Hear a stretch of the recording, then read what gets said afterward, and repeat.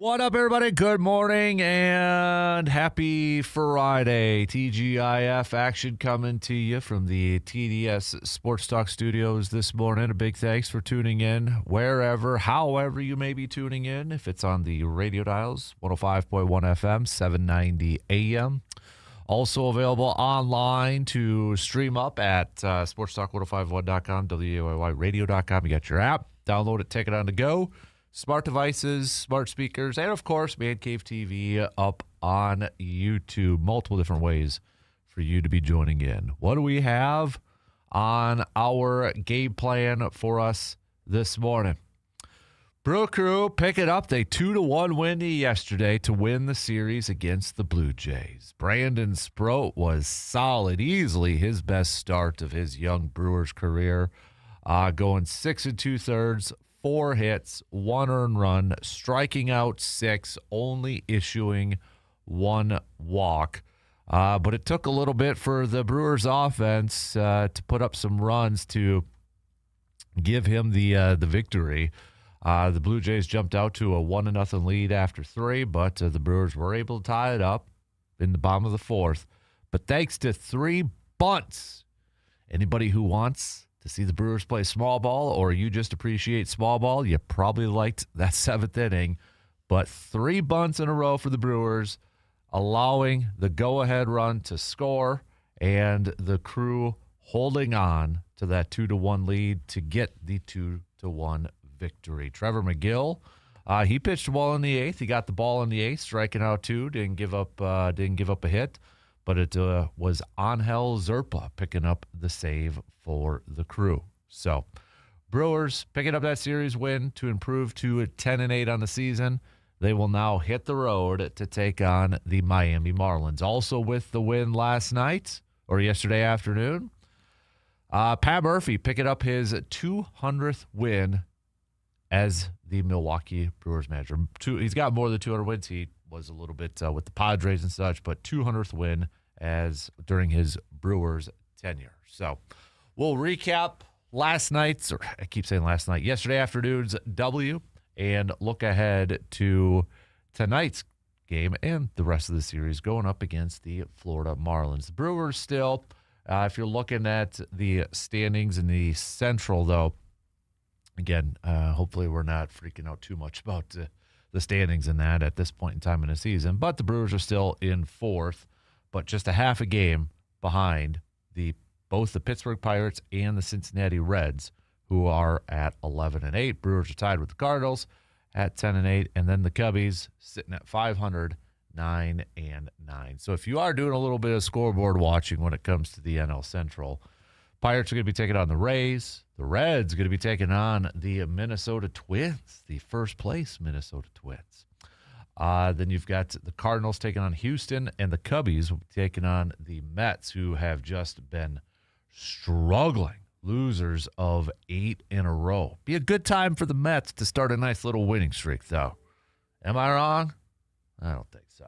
But plenty of baseball talk coming your way here this morning.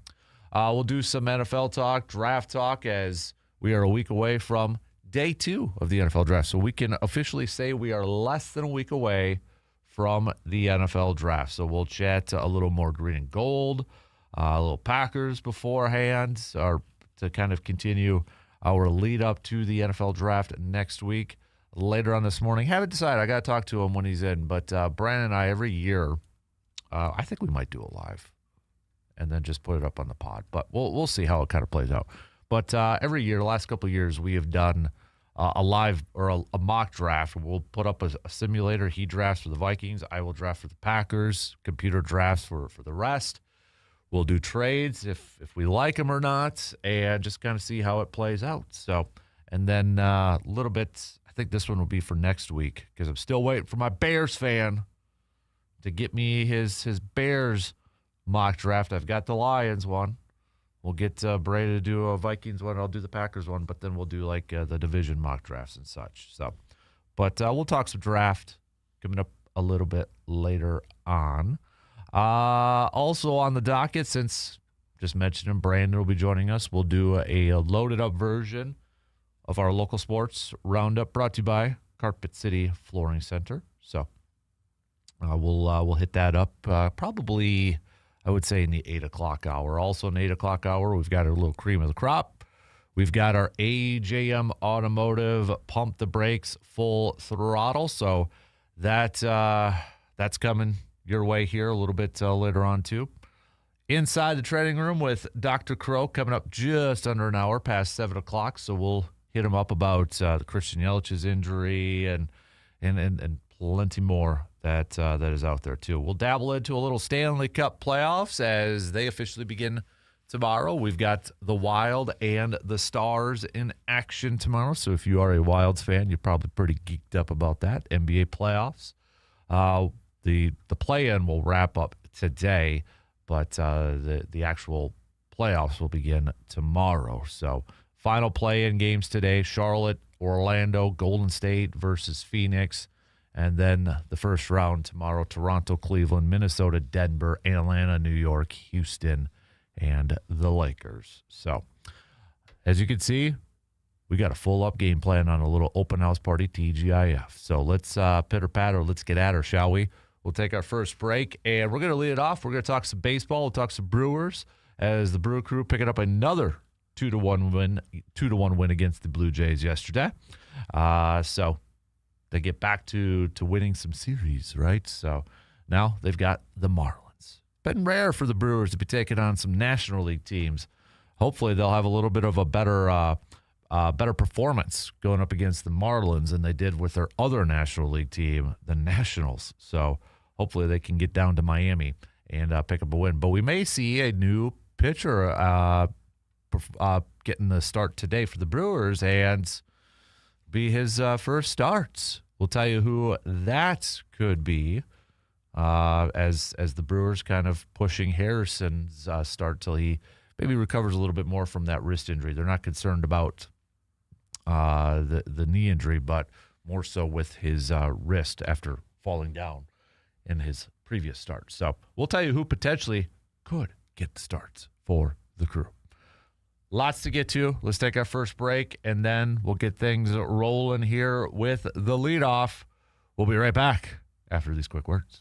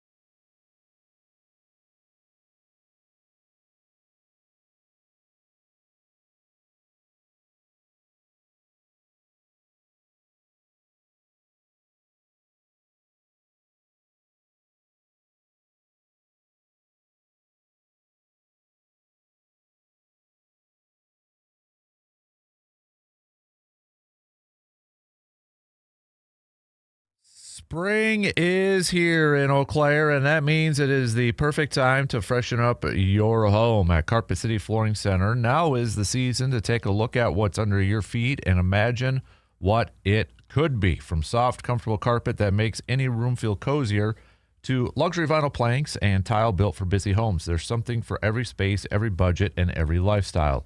Maybe it's one room that needs a refresh, or maybe it's time for a full home update. Either way, their team is there to help you guide you through it all, from choosing the right style to professional installation that you can count on. Because spring isn't just about cleaning out the old, it's about bringing in something better.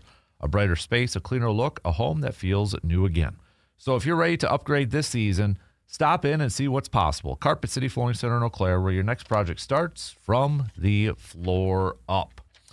All right, let's get things going here this morning on the leadoff. Talking some Brew Crew after they picked up a 2-1 victory yesterday against the Toronto Blue Jays.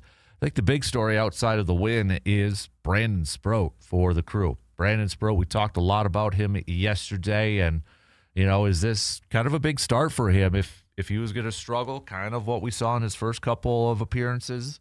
Could he be an option? Maybe they send him down to bring up a Logan Henderson or such. But Brandon Sproat said, hold on, pump the brakes there.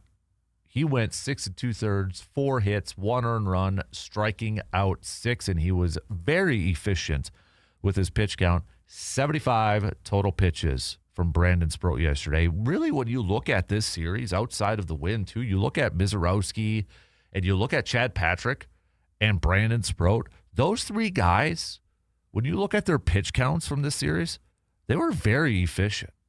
I don't know if that was, just Toronto being super aggressive or the Brewers pitchers were just dialed in, probably a little bit of both. But you look at those three and, don't necessarily look at the innings. Look at the total amount of pitches that they were at, and pretty darn efficient, I would say. But back to Sproat. That, I think, the performance that we saw from him yesterday is what the Brewers expect from him. That's what they thought they were going to. That's what the type of pitcher that they think he's going to be going forward. Now, is he going to have some ups and downs because he is still of a little bit of a younger pitcher and inexperienced? Absolutely, it's still going to happen. But the talent is there, and I think we saw yesterday why there is this. This feeling, this belief, this confidence within the organization that Brandon Sproat is going to be a pretty solid pitcher for the Brewers, hopefully for the next few years. And we got a glimpse of that yesterday with his performance. So outside of the win, that was a fantastic start by Brandon Sproat. Doesn't get credited with the win. It's Aaron Ashby, who is 5-0 to begin the season. He finished off the inning for Brandon Sproat, but 5-0 to begin the year. And I would agree with what Aaron Ashby, I don't know if anybody else caught this after the game, but, he was asked about, hey, you're 5-0 in that. And he said, they probably should change how they award wins for pitchers and such. And I would buy that. I would buy that. I think you kind of look at where everything's at right now and how pitchers are utilized and the game and such. Yeah, I would agree with that sentiment from Aaron Ashby, because Brandon Sproat deserved to be the winner in that game yesterday. And a lot of other times we've seen this too, right? And there's times when starters they get charged with a loss when there's no way in heck do they deserve to be charged with a loss. We talk about that a lot. So, yeah, I think that's one thing that they got to kind of take a look at. But anyways, bullpen after Sprout and obviously with Ashby there, locking it down. Trevor McGill looking like the Trevor McGill that I think we all expected to see as a closer. Gets in, gets a hold in the 8th inning. 2 Ks, no hits, no walks. And then Angel Zerpa gets his second save of the season. Offense, though, just 7 hits for the Brewers. It was kind of a quiet day. And when you look at that lineup, again, when the lineup card, not to to be all negative and such, but it was a lineup card that we see once in a while. It's like, oof, where's this offense going to come? We already know that the offense is struggling a little bit, but, Lockridge, Terang, Contreras, Sanchez, Rengifo's got to start at first. Matos and right. Jones, Greg Jones getting to start in left. Hamilton at third, and then Ortiz at short. It's not a ton of power there besides, Sanchez and Terang and a little bit of Contreras. But they were able to manufacture Contreras and Sanchez both collecting 2 hits apiece. Terang, so from your 2, 3, 4 hitters, you got 5 of the 7 hits from there. But thanks to a little bit of small ball, in that 7th inning, 3 bunts in a row, the Brew Crew were able to manufacture that 1 run they needed to break that tie and to go ahead and capture that series victory. Brewers now improved to 10-8 on the season, still 4th in that tightly contested NL Central. But hopefully that they'll be able to pick up the. Well, hopefully they'll be able to pick up another series win here. Sorry, I got distracted there with a weird message. But anyways, thoughts on Brandon Sproat from his performance yesterday? Do you feel a little bit better? Do you feel a little bit better about him now back in the maybe looking kind of like the pitcher that he was, or what they expected? Kind of the pitcher that we saw in his final tune-up against the Reds before the season, right? I know it's just 1 game, but I think that's going to be a big moment for him too, just kind of going forward and be like, hey, I got this. I could do this. I'm the guy. I could go out there and perform well. I could go out there and play at a high level. I think that's going to be a big thing for his confidence going forward after having a couple of, let's just say it, poorer performances. He went out there and not only proved to his team, not only proved to the fans, but he proved to himself that he's a major league pitcher and that he can go out there and perform at a high level. So I think that's a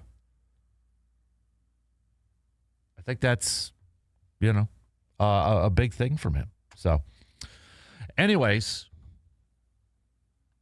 let's take a quick break here, and we'll kind of preview what's coming up next, shall we? Let's take a look at today or tomorrow. Or today's. I'm getting mixed up on the days. So let's take a quick break and take a look at tomorrow's match or today's match. See, I'm screwing up because my phone's going off. People are sending me weird messages and such, so I'm getting sidetracked. But nonetheless, let's take a look at today's matchup where we will potentially get a new starter. We're going to get a new starter today. Somebody making his debut. Who is that? We'll kind of give you a little bit of a scouting report and take a look at the rest of this series and the chances that maybe the Brewers can get another series win down in Miami. So, all right, quick break. And we'll be back after these few words.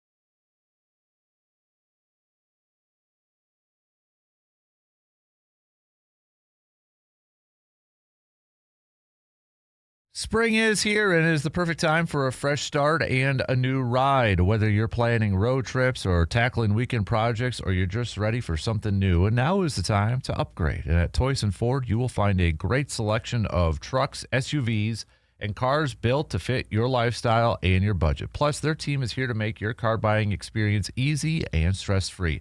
This spring, drive something that you love. Toys and Ford, your next adventure starts here.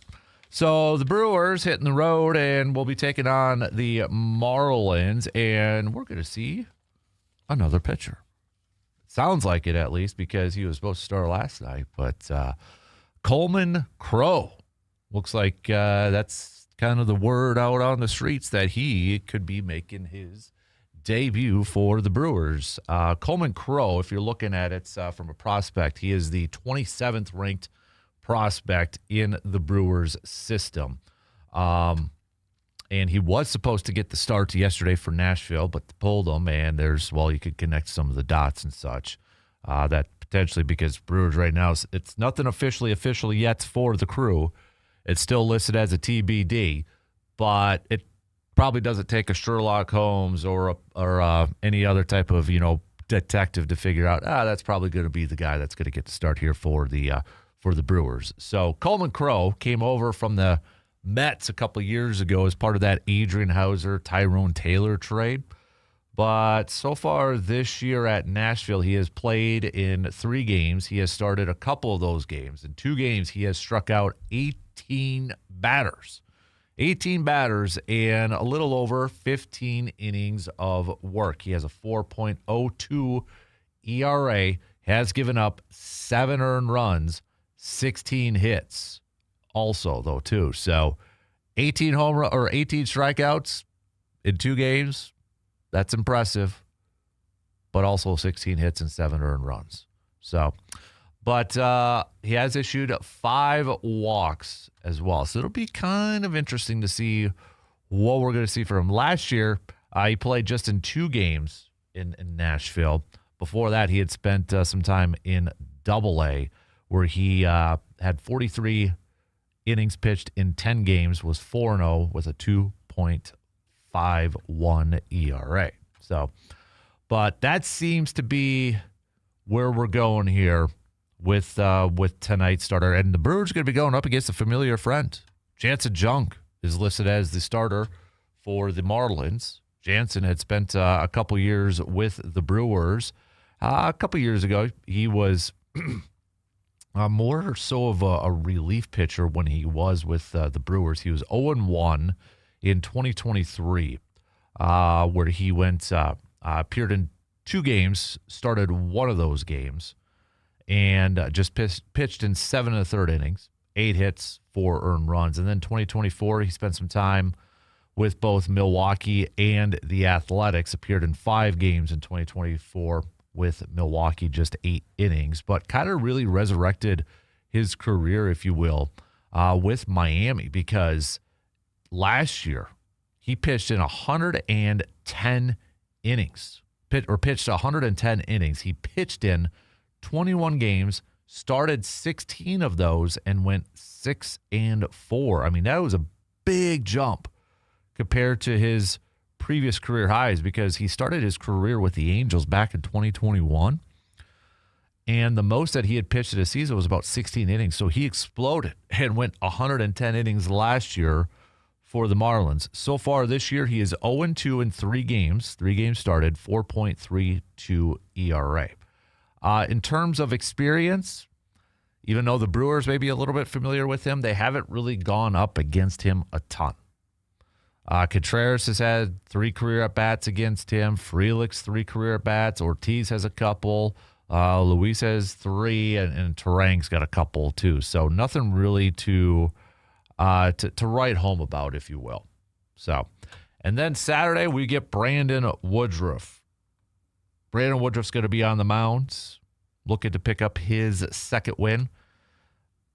And Brandon Woodruff, I feel like Brandon Woodruff, I'll have to look up the numbers and such, but I feel like he's gone up against the Marlins quite a bit in his career and such. But you look at the lineup, and there's guys at about 2-3 games worth of experience going up against Brandon Woodruff. And then on the flip side, you got Sandy Alcantara going for the Marlins, who is 2-1 with a 2.67 ERA. And he's coming off of a previous game against the Detroit Tigers where he went 6 innings and gave up 7 earned runs. So he's going to be looking for a bounce-back performance there. And when you look at the lineup, Brewers, they've actually got some hitters that have quite a bit of experience going up against Sandy.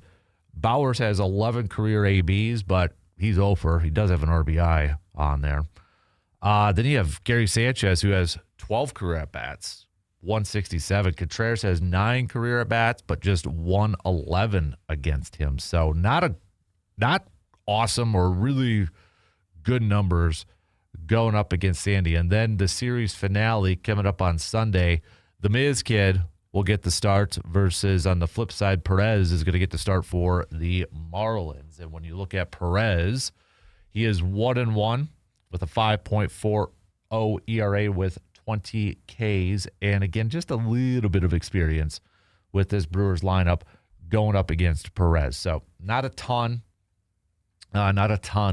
of experience on the flip side too, even with the Marlins going up against Mizorowski. So, but the Marlins so far this year, when we kind of take a look at that NL East, that National League East, before the season had started, all the talk was centered around the Braves, the Mets, and the Phillies, right? Those were the 3 teams that everybody was talking about coming out of the Central, coming out of the National League East. Well, the Marlins right now have began their season 9-10.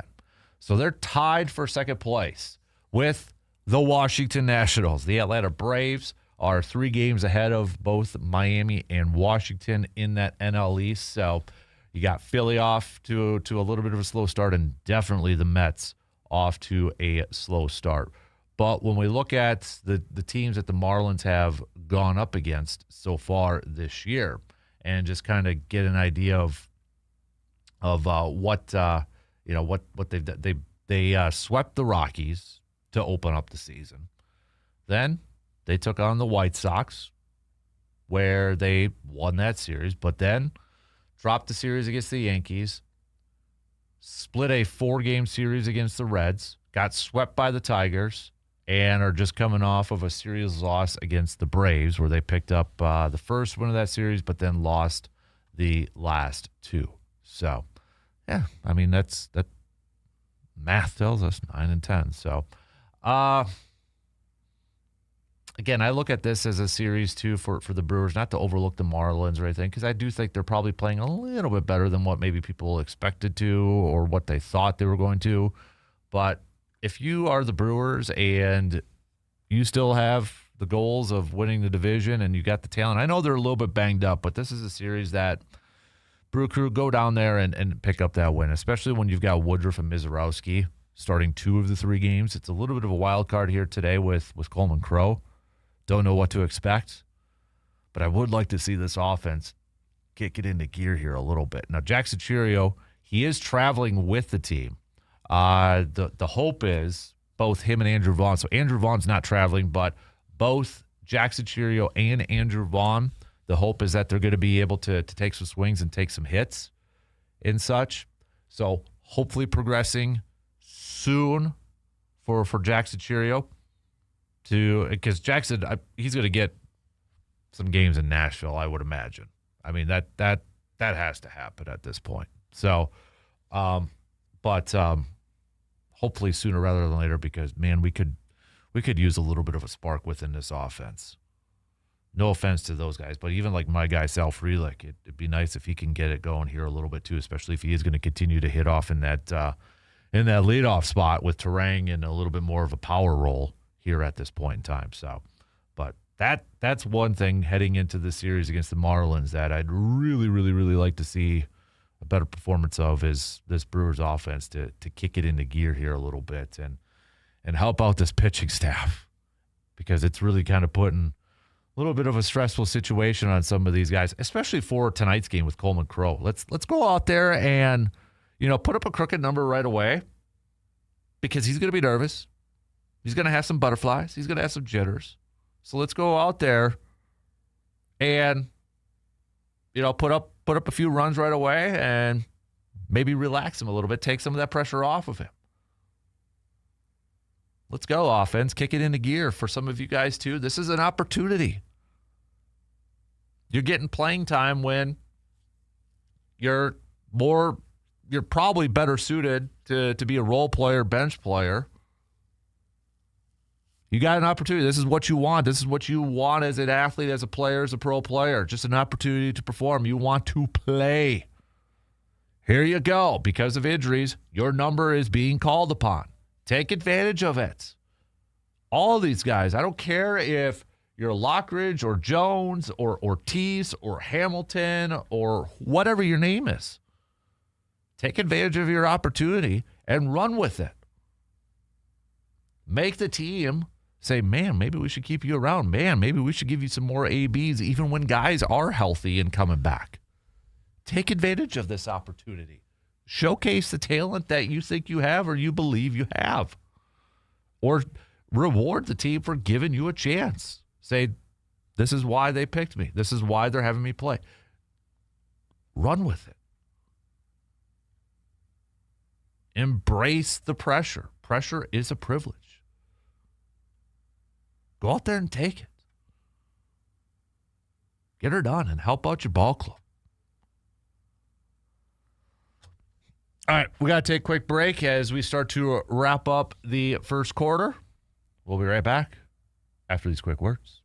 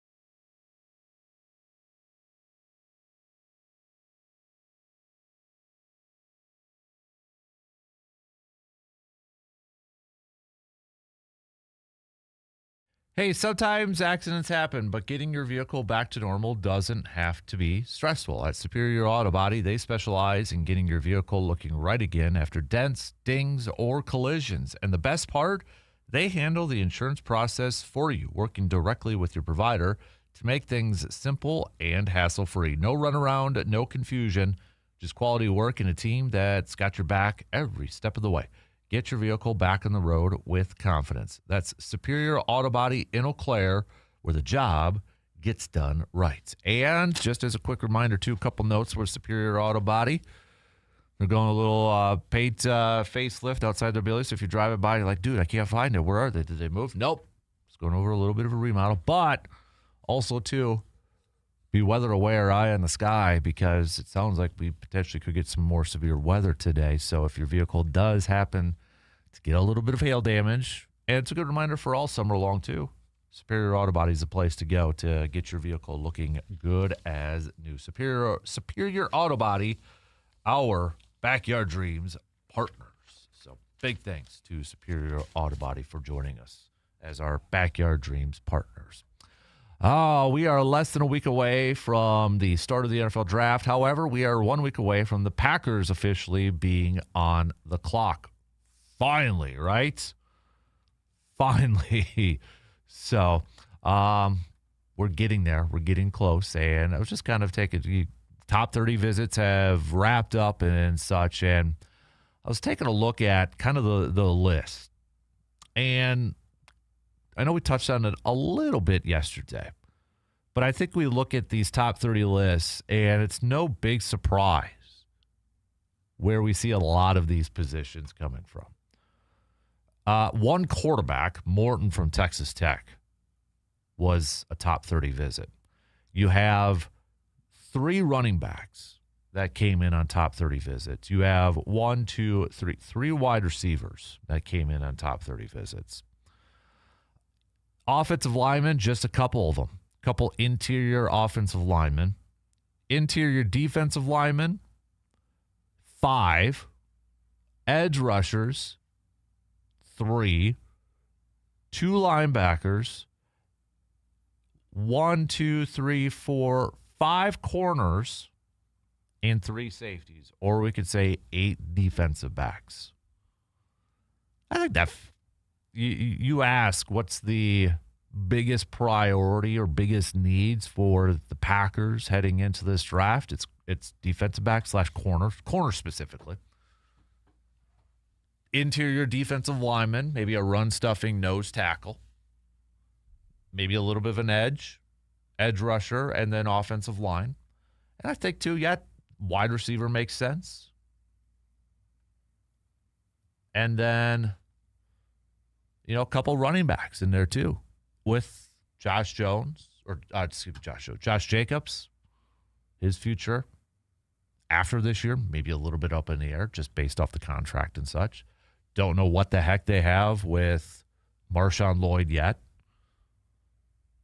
So a lot of that makes sense. Just the one quarterback. So maybe Green Bay, maybe you're looking for that 7th round or maybe an undrafted kid to bring in and see what they got there. I will say one position, though, that maybe we're not talking a lot about, and they didn't bring in anybody for their top 30 visits, but I think one position that I wouldn't be completely surprised if they kind of address in this draft is tight end. Because you got Tucker Kraft coming back from an ACL injury. He's entering the final year of his deal. Luke Musgrave is entering the final year of his deal. And I don't know if what Green Bay's thoughts are on, like Lucas Lucas Musgrave. But I would imagine, I feel like Green Bay is going to want to address that position to maybe secure themselves to have the future backup to Tucker Kraft. Like I'm confident that they're going to re-sign Tucker Kraft. Musgrave, I don't see it in the cards unless he returns on a cheaper deal. So would they potentially look at this draft for a backup tight end, somebody on a day 3? Would they maybe want to bring in a tight end that is similar to Tucker Kraft, where, he's a really good blocker, but he has really taken a step in the passing game too.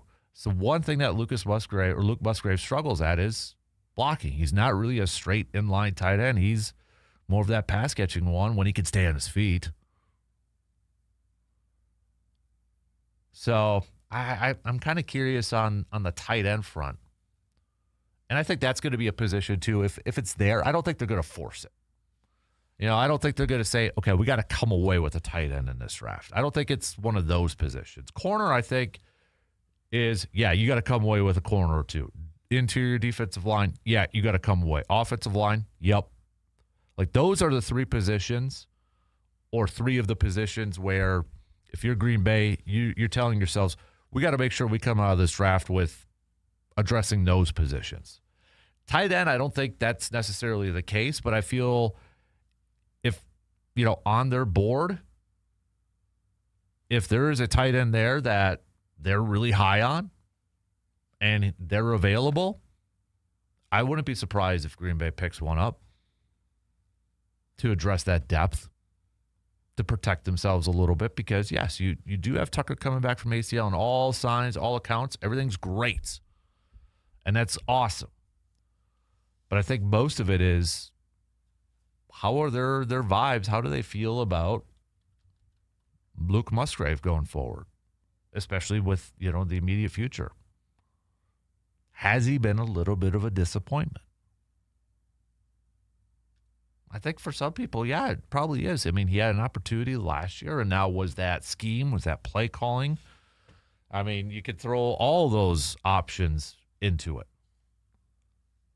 But I think if you polled a lot of maybe Packers fans, they might say, maybe a little disappointed in what they have seen from Musgrave. And if that's the case, maybe Green Bay looks to this draft to say, okay, let's go get our future backup tight end. Maybe kind of similar to, I'll use this comparison again, when they drafted A.J. Dillon. They had Aaron Jones, they had Jamal Williams. And I think everybody thought, okay, they're going to keep one. It was probably going to be Aaron Jones, but it signified that Jamal Williams is probably going to be gone. You draft a tight end, all right, you're 3 deep. But probably means Luke Musgrave is going to be gone. So, all right, we'll talk some more draft and such a little bit later on. We'll get back to some more. Brewers and baseball talk as we get set for this Marlins series starting tonight. We'll get Brandon's thoughts on the potential start from Coleman Crow. So we'll hit that up. We do have a local sports roundup brought to you by Carpet City Flooring Center. So we'll get to that. We'll probably do that in the 8 o'clock hour. We got a little cream of the crop coming your way. And, of course, our AEJM Automotive Pump the Brakes Full Throttle. So we'll hit that up, too.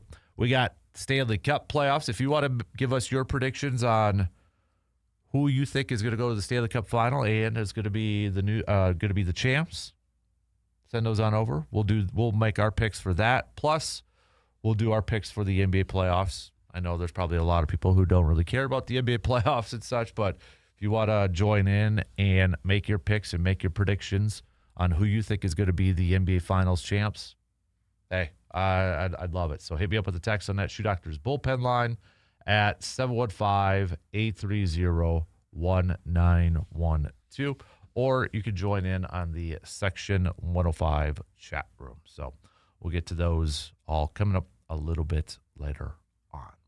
But Brew Crew tonight, just in case, planning out your day and such. First pitch for the Brewers against the Marlins. 6:10 coverage will begin about 35 minutes ahead of time. So a little pregame coverage there as the Brewers travel down to Miami. Tomorrow it's a 3:10 first pitch. Sunday, getaway day, 12:40. And then the Brewers will be visiting the Detroit Tigers. That should be a fun series going up against the Tigers as the Brewers make their way back up north, going up against Detroit. So just kind of looking at the rest of the schedule here for the Brewers.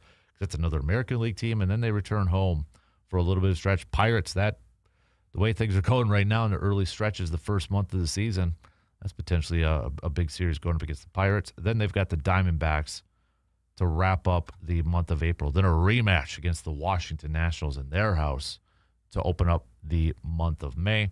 And then you've got the Cardinals and the Yankees. So a couple minutes left. We'll wrap it up with Morgan. Good morning, Morgan. How's Kasper today? I'm okay. How are you? You like your Fridays? Yeah, why?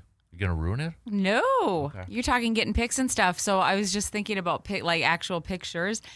Do you remember taking team pictures? Was that a big deal for you back in the day? Mm-hmm. Do you have a certain grade era sport that you had like one of your iconic poses? Because I remember it being like everybody kind of got put into a group, everybody got your team picture, and then individually you just stood there. And now kids are doing these crazy poses and they have props and it's like a thing. I didn't know about that. You didn't? No. I did. Well, I'm learning. Okay. But they're doing like, for ball pictures, you have like the bat behind your neck and put your arms over it. Now they're doing like depth pictures where you can turn around and kind of put the ball in front and you're kind of faded away. Yeah. I saw one recently. We were at a school traveling for ball and they had special effects like the basketball had flames coming out of it. I've seen videos of that. So things are elevated against, from the days where you tried to. You better than that one? What you got? Oh, in the paper over there, Kasper Ace highlights Tuesday JV meet. What that photo, that team photo Classic. that they zoomed in on me? It looks like a mugshot from 4th grade. Yeah. Yeah, that's your hair has improved since those days, I will say. That was the year before I went with the highlighted tips. Oh, 90s, something like, oh, yeah, everybody had those. The hemp necklace with the seashell. Oh, yeah, absolutely. That was my senior one. So yeah, and I bet I can tell. That was junior. I know what you were listening to on the radio, too, right then. Yeah. You look like the 90s. Yeah. I was trying to look tough in that team photo. So. Do you have a favorite card? Like, because you're a card guy. Aside from value, is there actually just visually a card that you really like? A pose? I mean, obviously, the iconic Air Jordan. I used to have, I wish I had it because apparently it's worth a nice dime now, but back in the day, I used to have a Ken Griffey Jr. card plaque because Kmart sold the card plaques. Yep. And it was a junior card of him blowing a big, like, bubblegum bubble. Oh, that's kind of neat. And I used to have that. Don't know whatever happened to it, but I saw that card in a card shop a couple months ago when I took Hudson, and it was like worth $50. Really? Like, mm-hmm. See, kids could do something like that these days. Nobody would have that. That'd be a unique card pose. Yeah. That's the one that I always think about that I lost or wherever it went. So the card that haunts you, the one that got away. Yeah. So when Hudson starts doing his team pictures, be prepared for these poses. They do like funny photo. Like the photographer will say, "Okay, do a goofy one at the end for a team." Yeah, and that's fun. Yeah, but it's becoming like kind of a thing now for kids. So get ready, Dad. Yeah. Maybe he can recreate your mugshot from the 4th grade. He does do that once in a while. So, all right, have a good weekend, Lawrence. You too, Kasper. We'll take a quick break. We got some news updates, and we'll be back for the second quarter coming up after these words.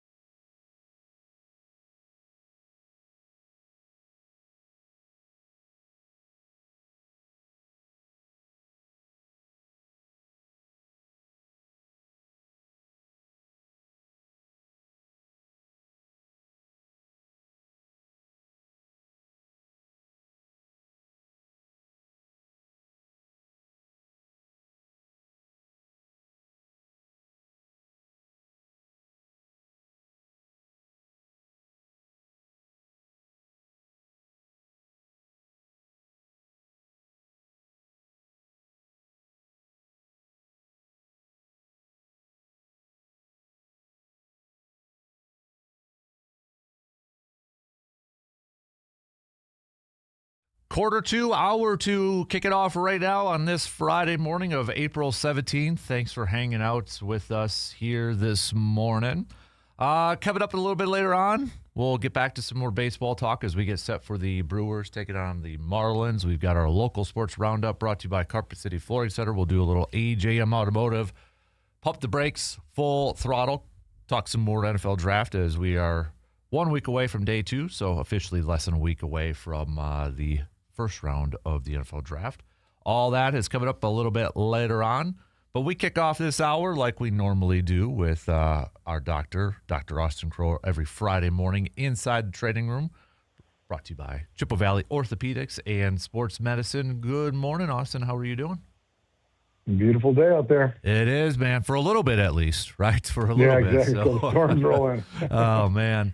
Hey, I want to start off with some baseball. So Christian Yelich, he's going to be missing some time here. And what I want to ask you is when they first said that, when they first kind of explained what the issue was, they called it a hamstring. But then now they're saying it's like an adductor strain.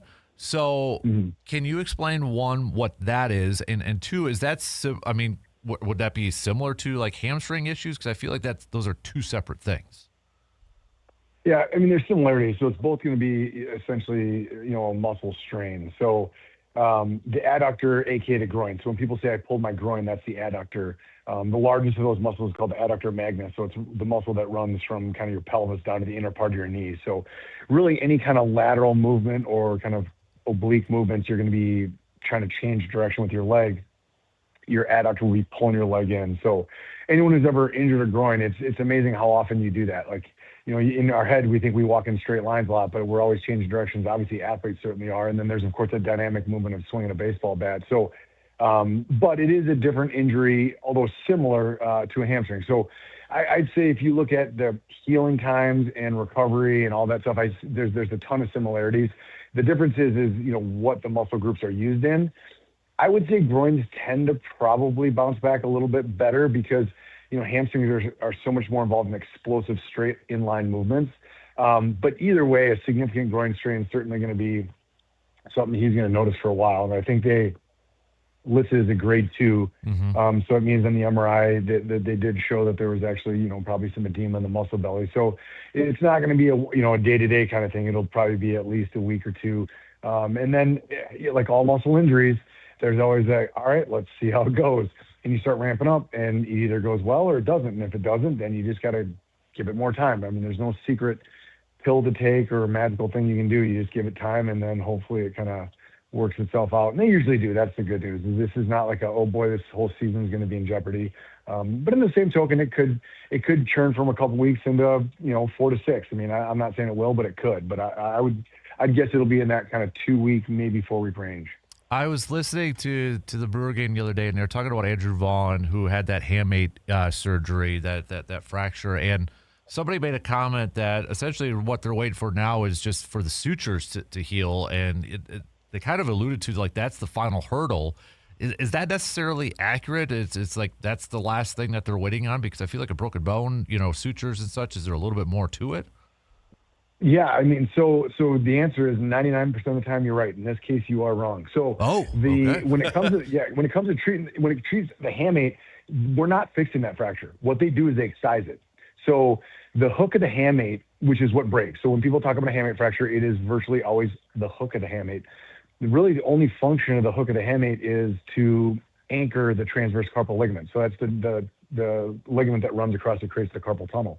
So surgically, we cut the carpal tunnel all the time, and it has no ill effects to the hand. So in other words, the hook of the hamate, you can excise it, and patients do totally fine. So when people break it, instead of going in there and trying to fix it back together, we just cut it out.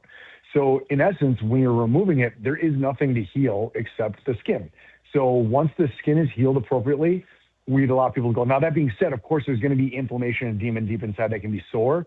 But really the first hurdle to saying you can now try to use it, like, and actually load it and that kind of thing, it's basically the incision. So once the incision heals, they can start going. Now, make no mistake, it may be too sore to go back. So you're not completely wrong, but really the first big hurdle is the skin. Now, if you break a bone, you get plates and screws, the incision will heal long before the bone will. But again, we're not trying to get bone to heal here. It's excised. So that's really what it boils down to. Interesting. All right. So I'm glad I asked that now. I learned a little bit of something this morning. There you go. This is, obviously we're in baseball and such, and I've seen some pitchers getting labeled, they're missing time because of arm fatigue or sore arm and such. I feel like that's kind of a blanket statement and such, but is there, a more technical term to that, or is there a couple different things that could be going on when we see pitchers that have arm fatigue or arm soreness listed as why they're missing some starts?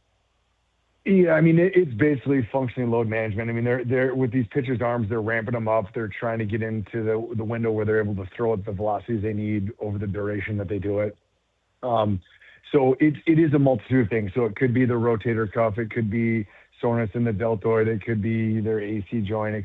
Any of those things can get irritated and inflamed, and they want to nip it early, because once you get in a real rip-roaring case of a tendonitis or bursitis in the throwing shoulder, that can be something that can linger for a while. So they definitely pull the trigger early on getting these guys rest if need be. So I would say a majority of the time it's going to probably involve the rotator cuff or one of the periscapular muscles. And again, it's really more preventative. You just address it when it's small. It stays a small problem before you let it get big. I think, the mentality of all right, you got to be tough and just go out there and throw 1,000 pitches. That's just kind of gone by the wayside. I think teams just understand that when you lose a pitcher for a good chunk of the season due to tendonitis, and you look back and saying we could have put you, skipped maybe 1 or 2 starts and then had you back versus missing a big portion of the season, it's just foolish to gamble that. So I think teams are much more inclined to rest pitchers. And then the other thing too, if they start having issues in the shoulder, it's not uncommon the stress goes into the elbow, and all of a sudden now you got yourself a UCL injury and a Tommy John. So they definitely don't want to go down that path. So they're quick to say, let's give it some time, let it rest, rehab it, and then try to get back out there and see how it goes. We got the NFL draft coming up next week, and I know, in the last week, or I think it was a couple weeks ago, some prospects did some rechecks, combine rechecks for their medicals and stuff. And yesterday I was looking at some of because we have some general managers doing some pre-draft pressers, and a few of them were asked questions about, potential injured players in the draft and their philosophy and such. And one of the general managers was Brad Holmes from the Detroit Lions. And he was asked about philosophy of drafting injured players, and he said, quote, depends on what the injury is. It depends on what the injury history has been. And he kind of talked about Jameson Williams, too, had an ACL, but it was clean otherwise, so he was a first-round pick.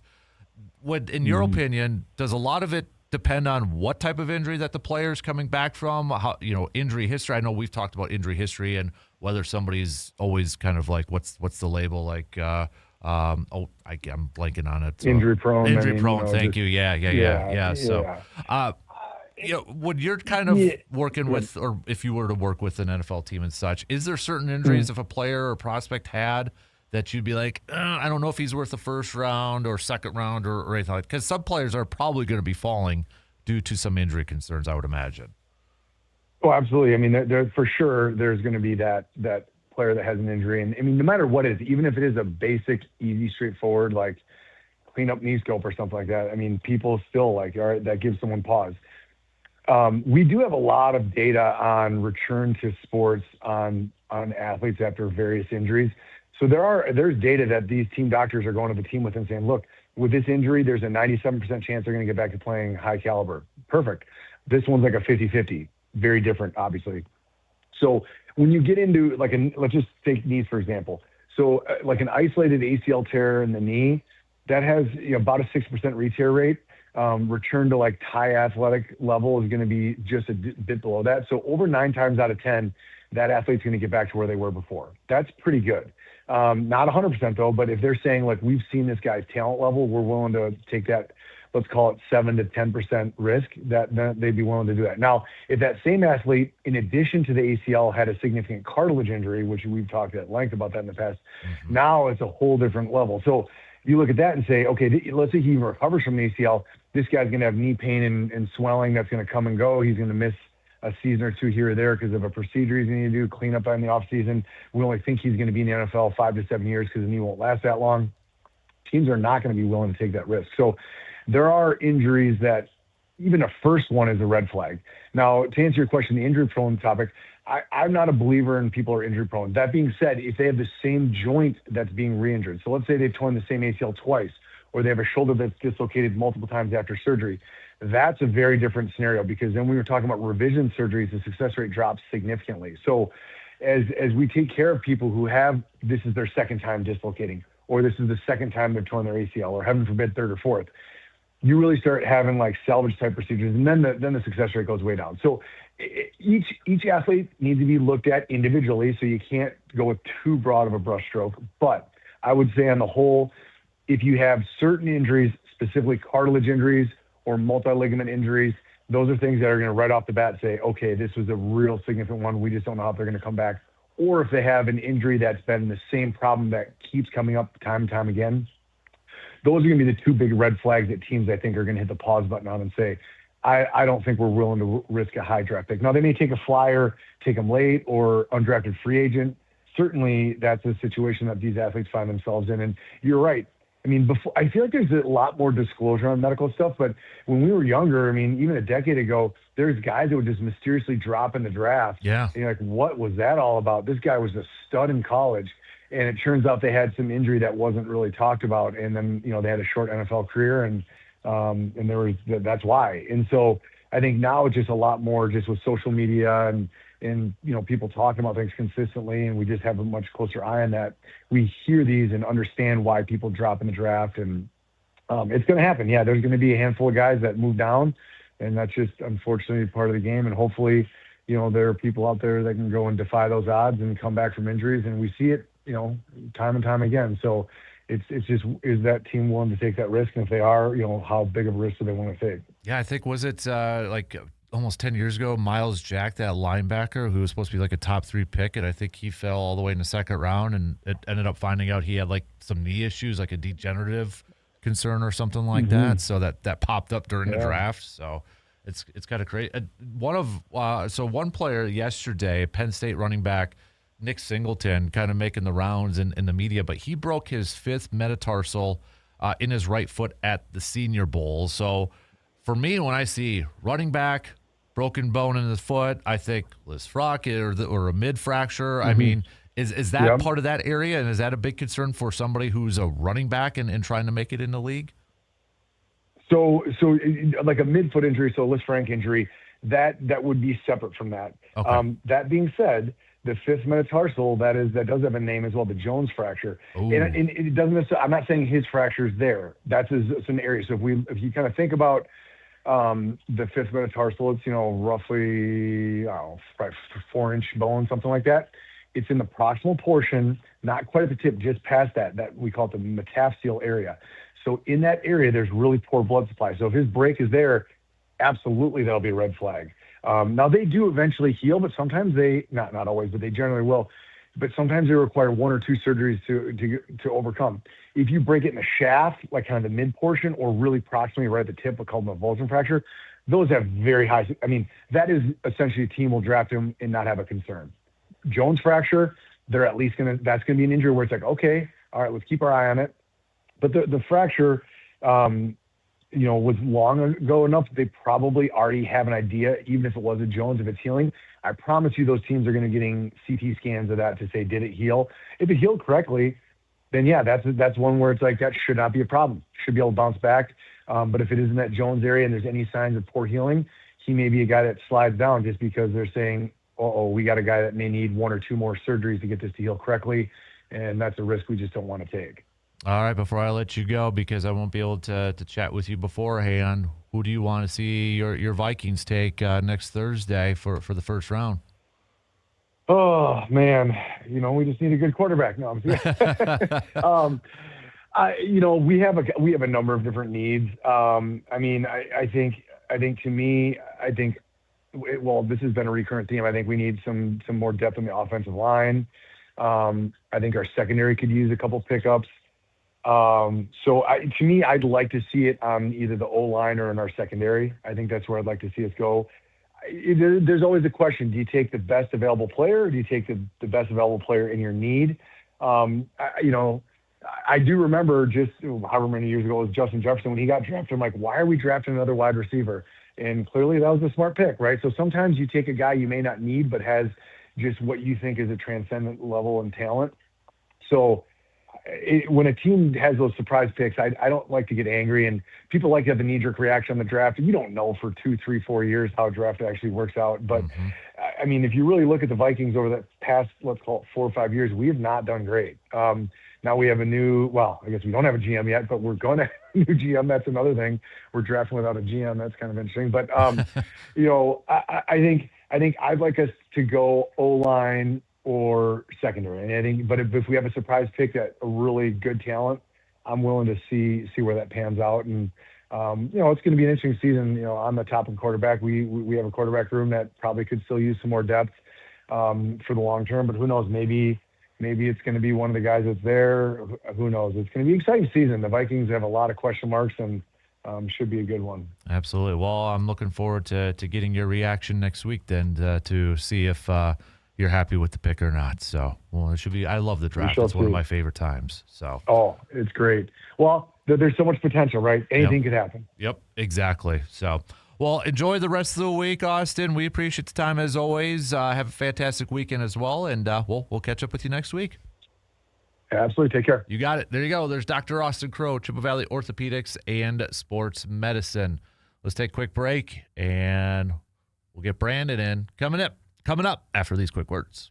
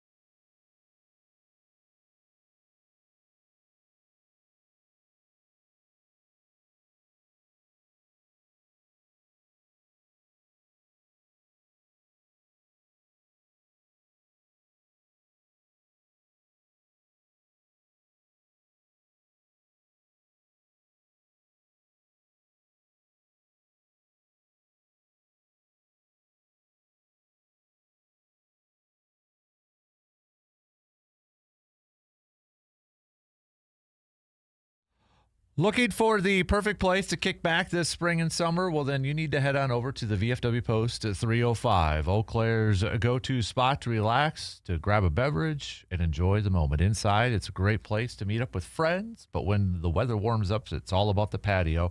With one of the best river views in town, there's no better place to soak up the sunshine, to unwind after work, or to spend a weekend afternoon. Cold drinks, great people, and a view that you can't beat. That's the VFW Post 305 in Eau Claire, your spot to hang out this season. All right. What mic are you on? You're going to be on that one. Good morning, Brandon. How are you? Don't do this. You want me to put every mic in front of me? No, I got it right. I'm getting yours? it down. I got it down now. All right. Wearing the Penguins hoodie for Stanley Cup playoffs? Is that the reason, or just whatever you grabbed? Sure. So it's whatever you grabbed. Sure. Right? Yeah. How are you? Good. How are you? Fix your mic, though. So you're actually talking into the mic. The mic is right next to my face. How am I not talking? There, that's better now. It's like you're at the angles. It's geometry. It's angles. How you doing? Good. Good? Yeah. Good. All right. You excited to go catch a Timber Rattler game? Good. Are you excited to catch a Timber Rattler game tomorrow? I am. I am too, because I hope you can find a hat so I can pay you for a frozen pizza hat. So might be a little chilly, but that's okay. That's okay. Right? Yeah, All right. Are you most looking forward to? Fisher? Anybody else, or just going to a baseball game? There's that team is loaded with a lot of their prospects. So Yeah. You got Fisher, you got Josh Adamszewski, who's really been kind of I don't say come out of nowhere, but a guy that I think has kind of really shown that, maybe there's something here as far as maybe being an outfield bat down the line. So it's just been a long time since I've actually been to a Timber Rattlers game. Yeah. So I'm excited for it. I think last year I talked about it with Hudson to probably go down to one. I think, and kind of forgot about it, but I should look into it this year. Take them down. It's an awesome stadium. Oh, yeah. I really like it. Yeah, Fox City Stadium is great. Like, the location's good, too. It's right off 41. Yep. Yeah, you got to maneuver a little bit, but no, it's easy to get to. It is. Yeah. Yeah, I really like that stadium. So it's been a hot minute since I've been there, but I can't imagine it's changed too much. So, but no, it should be fun. I'm excited for you because I'm hoping for the frozen pizza. You want the frozen pizza hat. Oh, but maybe it's kind of like how I view NFL preseason. You're talking about the prospects, so I get to see, And that's it. I mean, especially with it being early in the year, and two, it's just like, you can kind of go and take in the day, and it's like a 1 o'clock game or I forget the exact time, but so it's just make a nice day of it. And then, are you going to a Brew game next weekend? Next weekend. Look at you. State traveler, Mr. Brandon Burr. Yeah, I guess. So, speaking of which, let's talk a little Brewers, shall we? Because it sounds like one of those prospects that we're going to see today start is Coleman Crow.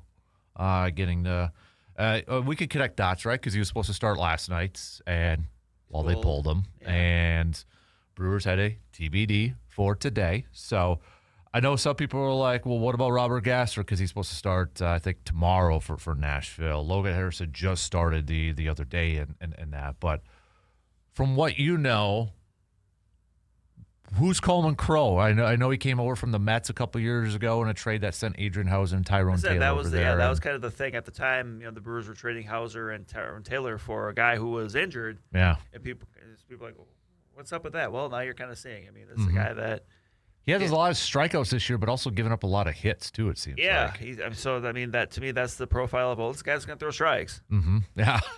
So, but yeah, he's I think if you're looking at kind of the young pitchers, he's maybe not one of the more heralded guys, but he's a guy that's going to get an opportunity, and I think we kind of saw at the beginning of last year with, Chad Patrick. Look, when you get an opportunity, what are you going to do with it? Yep.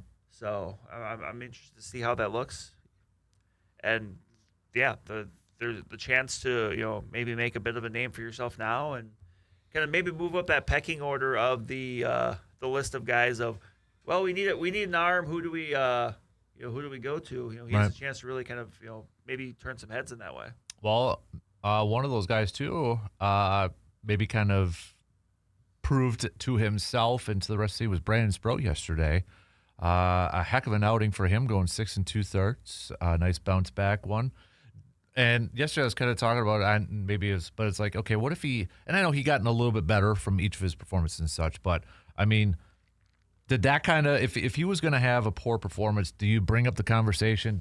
Should we send him down to AAA and maybe bring up a Logan Henderson full time and such? But we don't at least have to talk about that at this point. But. Right. I think yesterday was the perfect example of what Brandon Sproat, like what the high end looks like. Mm-hmm. The velocity is there. He can get swing and miss, but also, we also saw with his pitch mix, he also gets ground balls. Mm-hmm. So it's not just that he has to strike everybody out. He's not strictly a strikeout pitcher.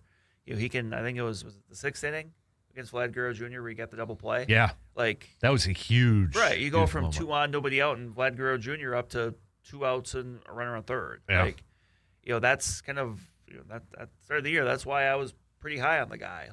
This, he seems like he has a couple different ways he can operate. Right, and the stuff is good and. Those first couple starts, for whatever reason, it just wasn't clicking for him. But, that was and not only was that a good start, it was a really good time for it. Right. The last 2 outings for starters, being able to pitch, into the 7th. Apparently not quite get through the 7th. 6 2/3 is kind of that ceiling. But you look at those 3, even Miz, Patrick, and Sproat, not only, but the pitch counts too, even when they were pulled. They were super efficient. Yeah.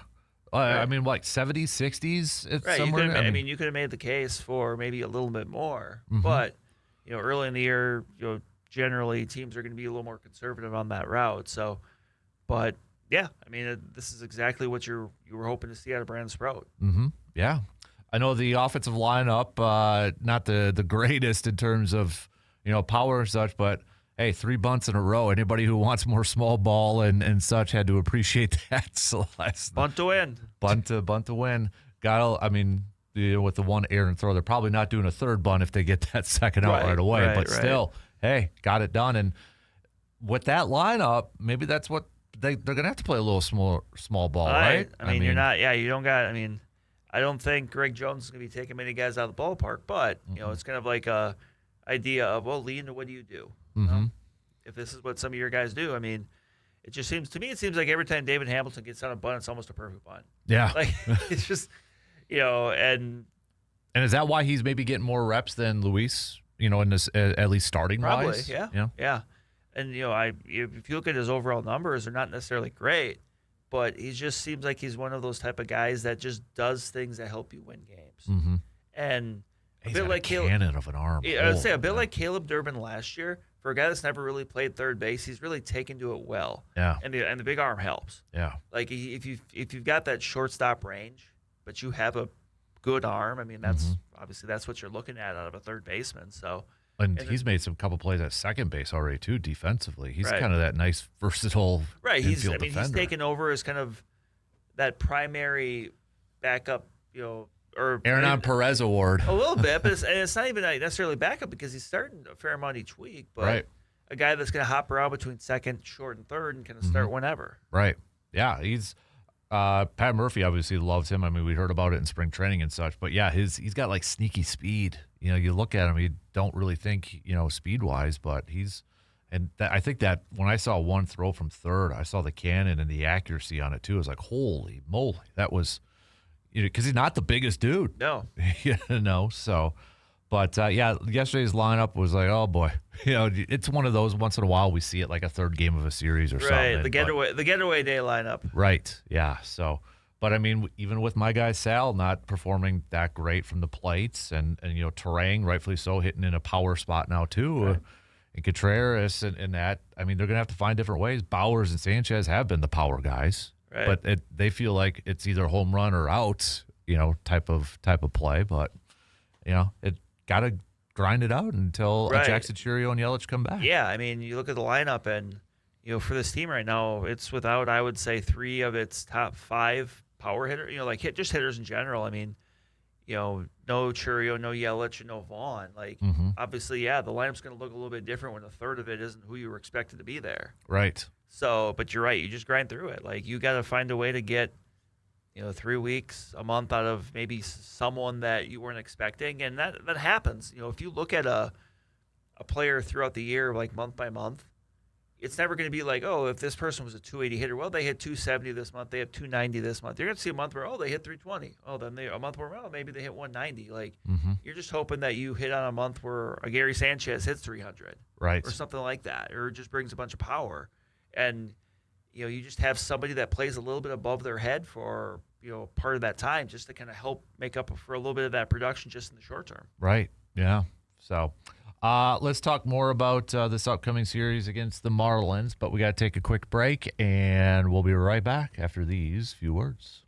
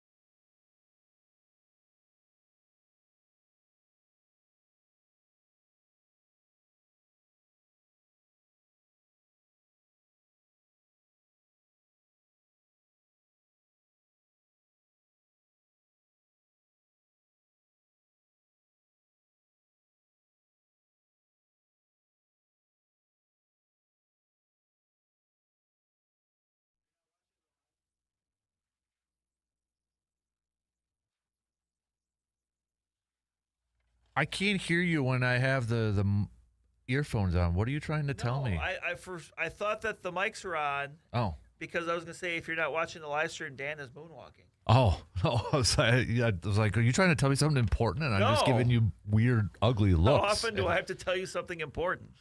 You usually tell me. I'll tell you off air. Yeah, that's usually the code word. I'll tell you off air. Code phrase. So, you got some really quick, because we were talking a little bit about off the air, speaking of which, but a little plug, because with the NFL draft coming up next week, you've got a couple of, well, you already got one out there, but some more about Jack. Yeah, Jack Strand, Bloomer grad. Jack Strand, who is candidate to be taken day 3, most likely, if he's otherwise a UDFA in pretty short order, I would imagine. But yeah, I've got my first piece up, which is a bit of a, it's kind of a catch-all thing. Like, as I kind of started putting this stuff together, like, there's just interesting stuff about Jack that I'm like, I don't know how this maybe fits into some other stuff. So I put it together. Like when we talked last weekend, it was just things like his influences, like his professional influences, like which quarterbacks he really likes, and how I forget if I told the story about the billboard. If you haven't, if you're driving eastbound on, you did tell me that. Yeah. If you're driving eastbound 29, just getting off 94 by Elk Mound, if you look on the south side. Right before the Elk Mound Colfax exit, you'll see a big billboard with Jack Strand on it. Mm-hmm. That Minnesota Moorhead put out, kind of showcasing him. Yep. And just how he didn't know about that. Like, he was just having people texting him pictures of the billboard, and he had no idea it was coming. He said it's an incredibly cool thing, and he's really honored that the school kind of thinks of him that way, that he can kind of be kind of like a point of pride for them, which he should be, but. He definitely should be a point of pride for the school, but we just talked about some different things, and I've got a couple more stories coming up, earlier on next week. But yeah, Chippa.com, it's there. That's where all my stuff will be, and then we'll see how it goes for next weekend. I mean, he's made a couple visits to teams. He went to Carolina, he went to Atlanta for the in-persons, and he's also talked to some other teams, like over Zoom, stuff like that. So right. So yeah, we'll see. But there's definite interest there. I think Dane Brugler with the Athletic had him as like a 7th rounder / UDFA. And that seems to kind of be the range. But hey, that's you have an opportunity. Like that's you. As I've talked with other people about Jack, kind of the feeling is hey, if he's the kind of a guy that he's incredibly talented, he's gigantic, he's 6'4", 240, big arm, but like very, very smart as well. Like, in talking with people that know him, coaches, and the like they've all said, like, he's the kind of guy that when a team gets him in the building, they're going to love him that much more, because then they're going to kind of just see how he operates day to day. Like, he's just he's a football guy. Like, that's his focus. It's none of the kind of the other stuff that can kind of come obviously with athletics as well. But he's focused on, okay, how can I get better today? What can I do? And yeah, there's just some. It's going to be exciting to see. Like, this.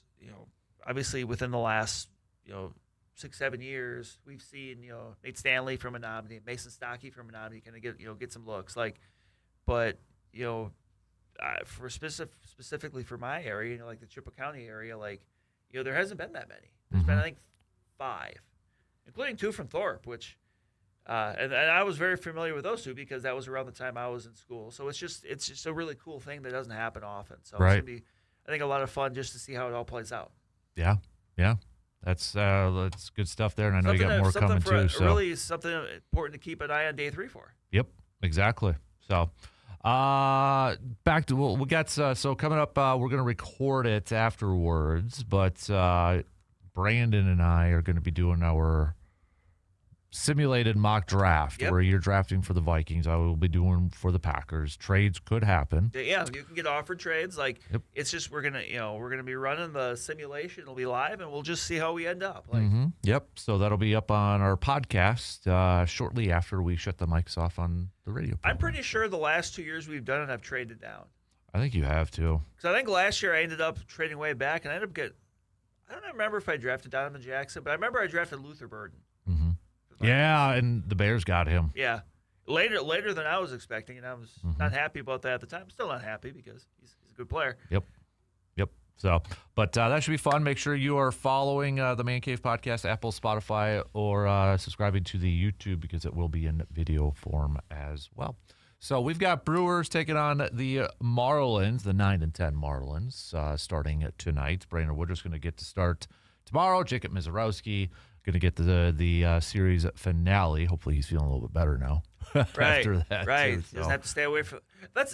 I thought it was weird that he said, like, every time he wanted to throw a curveball, he felt sick. Like, what is it specifically about? He said something about his ab muscles, like just kind of like amping up or tightening up sort of thing. I'm just like, so, what's the difference? Yeah. But, okay, I guess that makes sense. Yeah, because I actually was re-listening to it because you had some videos trying to do, like, Murph was saying something to him when he came out, and if you were watching the telecast or something, BA's like, oh, yeah, you could read lips on that one. And I'm like, I can't read the lips on that one. So I didn't know what he was talking about, but some people were saying that he said, we got wipes in the back. So I don't know what the heck he was referring to, but, well, I kind of can figure, like, kind of probably, you probably can. Yeah. But he obviously said something to make Mizorowski laugh. Because he was just I don't know. That might have been dangerous on that day. I know, right? So, but he didn't look like a guy who was sick or having stomach issues or something like that. So, for having stomach issues, he pitched pretty darn well. He did. He did. Let me ask you this though, Aaron Ashby. So he's got 5 wins. He's 5-0 right now. To begin. But credit to Ashby, he did say something to the effect yesterday that I think they need to change how they reward wins for pitchers, and I would agree with it because, I mean, if there's how many times do we see a pitcher who gets charged with a loss, and there's no way that guy deserved to be charged with like a 1-0, game or something like that. Yeah. But we can't change it for win, Right, and obviously, look, the rule for wins, if you don't know, is if you're a starter, you got to go at least 5 innings. Yep. Otherwise, it's kind of it's almost like at the scorer's discretion. Yeah. Because, like, if you go, like, 4 innings, and then someone comes in for 2 innings, but then the next person comes and say they go for 2 innings, they give up 2 runs. Next person comes and goes for 1 inning, pitch a scoreless inning. Well, the person that pitched that scoreless 7th inning could get the win. Like, right. It's kind of there's not like a firm rule for it. Right. And you mentioned the Ashby thing, and this the first thing I thought of is Brent Suter. I had to go back. I had to find the year. It's 2021. Brent Suter went 12-5, and he started 1 game. It was kind of the same thing. Yeah. Where he pitched a lot of, a bulk relief. He threw 73 innings, but, like, he pitched a lot of, like, bulk relief, and it just seemed like it was one of those years where whenever he was in the game, that's when something happened. Mm-hmm. That's when, the team would score or whatever. Mm-hmm. Like, well, there's even, like, Corbin Burns' first year in 2018. He wasn't a starter, but he was, like, 7-0. Right. And the only reason I bring that up because I was actually talking about Corbin Burns yesterday. I think we kind of forget how bad he was his second year. Oh yeah, like that was when he was still throwing the 4-seamer. Like, that was like he for whatever reason that pitch just did not agree with him. Like, he got hammered on it, and then he went to the cutter instead. Because I remember changed the course of his career. Yeah, because I remember when we were at the Final Four, it was Brewers and Cubs, and me and Neil were up in the press box watching the Brewer game on his phone, and Corbin was just like getting hammered. Yeah. And I was like, kind of forget about, like, he got demoted and then get really like, just go to the pitching lab. You're done, right, sort of thing. Yeah, that's another great example of how development isn't linear. Mm-hmm. Yeah. Sometimes you got to tweak some things, even when you're already at the majors. Right. So, but, the Marlins off to a 9-10 start. They did open up with sweeping the Rockies, I think, to begin the season and such. So they're coming off of a series loss against the Braves and such. They got Jansen Junk, former friends. The Brewers are going to be going up against starting tonight and such. But when you look at this Marlins team, 9-10, I don't think we can kind of tell what teams are going to be like. It's still kind of early in the season, right? But is this, would you say, like a pesky Marlins team? Like, don't overlook them. And I feel like Brandon Woodruff pitches against the Marlins all the time. Right. Well, I was at that series last year at home when they for the home run derby when the Marlins took 2 of 3. So yeah. Look, you look at the lineup. It's not going to be a whole lot of guys. Owen Casey was that was kind of the big move for them in the offseason, the trade with the Cubs. Mm-hmm. They sent Edward Cabrera, I believe, to the Cubs. But, yeah, you look at the lineup, it's a young lineup. Not really anyone in the position player group outside of maybe Austin Slater that's over 30. So, it's not a team with a ton of power, but it's a team that, it's going to be that's athletic and put the ball in play. Like, I'd say a bit like maybe a bit like the Brewers in that way, but they've got some arms. Mm-hmm. You mentioned Jansen Junk, Sandy Alcantara. Yeah. Yuri Perez is a high velocity guy. Like Chris Paddock is a veteran, kind of trying to get his career back up and going. But for this series, it's going to be Junk, Alcantara, and Perez. So you're seeing some some pitchers that can shut you down if you're not on your game. And Jansen Junk's kind of interesting because before he got to the Marlins, he was kind of a reliever, yeah, right? He's more Just of a few mop-up innings. guy, but he's found himself a nice niche there. I mean, Yeah. going to pitch there, obviously he's gonna he got the opportunity just because the Marlins are in a much different spot than the Brewers are, and he's taken advantage of it. He's just been a solid, reliable guy at the big league level, which I'm sure the Marlins are super happy to have. Yeah. All right, we got to take our final break, and we are already going to be at halftime. So we got a busy 8 o'clock hour. We'll kick it off with a little cream of the crop. Then we'll do some local sports roundup brought to you by Carpet City Flooring Center. And then our AJM Automotive Pump the Brakes or Full Throttle. So quick break, but we'll be right back after these few words.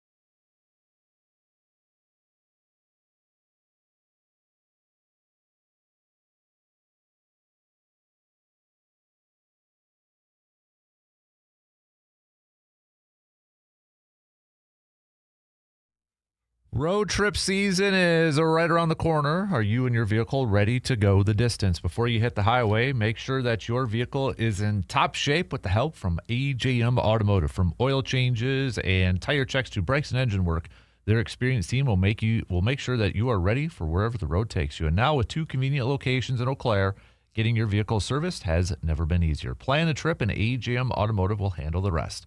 Just visit ajmautomotiveservices.com to schedule your appointment today. And big thanks to the guys at AGM Automotive. Got my new tonneau cover on the truck, so I'm ready for rain today.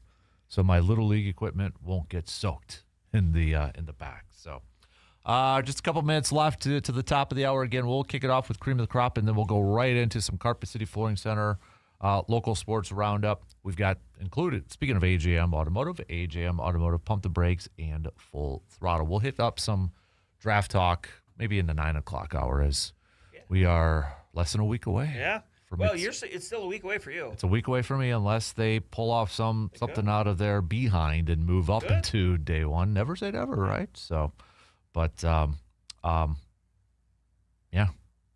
it's starting to kick in a little bit more now for me, I would say. Yeah. I don't know, but where do you draft again?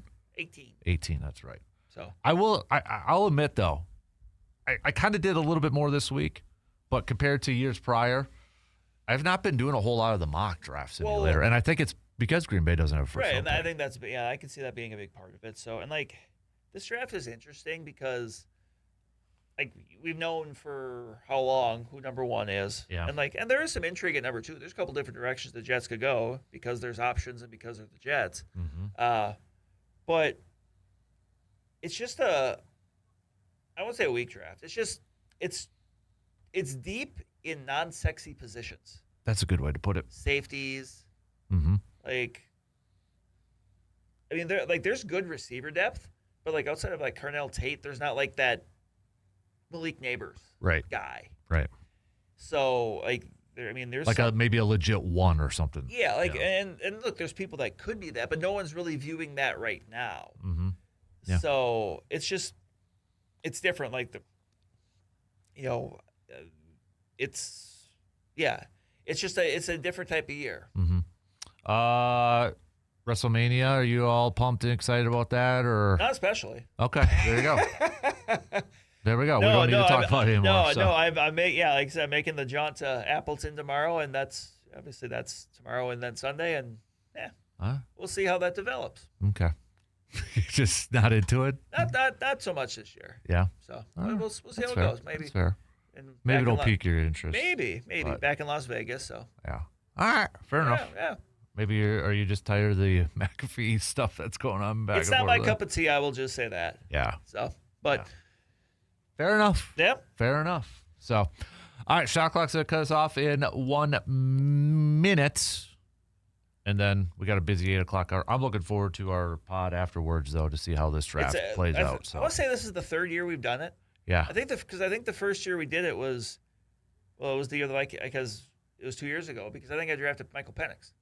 You did. That's right. Yep. I forget. I remember who my other first rounder was. Like, I need to either go back and listen to those, or I just need to start keeping track. Who would have? I think I had Jackson. Would that? No, not would have been Jackson Smith. It was the Jordan Morgan draft. So who would have I picked in that one? Man, I'll have to go back and listen to it now too. Yeah. So I know it wasn't Jordan Morgan. I don't think. No, because now we can start judging these. Yeah, we can. How did we do? Yep. That's true. That's very true. All right. Shot clock's coming up. We'll take a quick break. We've got some news updates, and we'll kick off this busy 8 o'clock hour with a little cream of the crop, and then jump right into some local sports roundup brought to you by Carpet City Flooring Center. We'll be right back.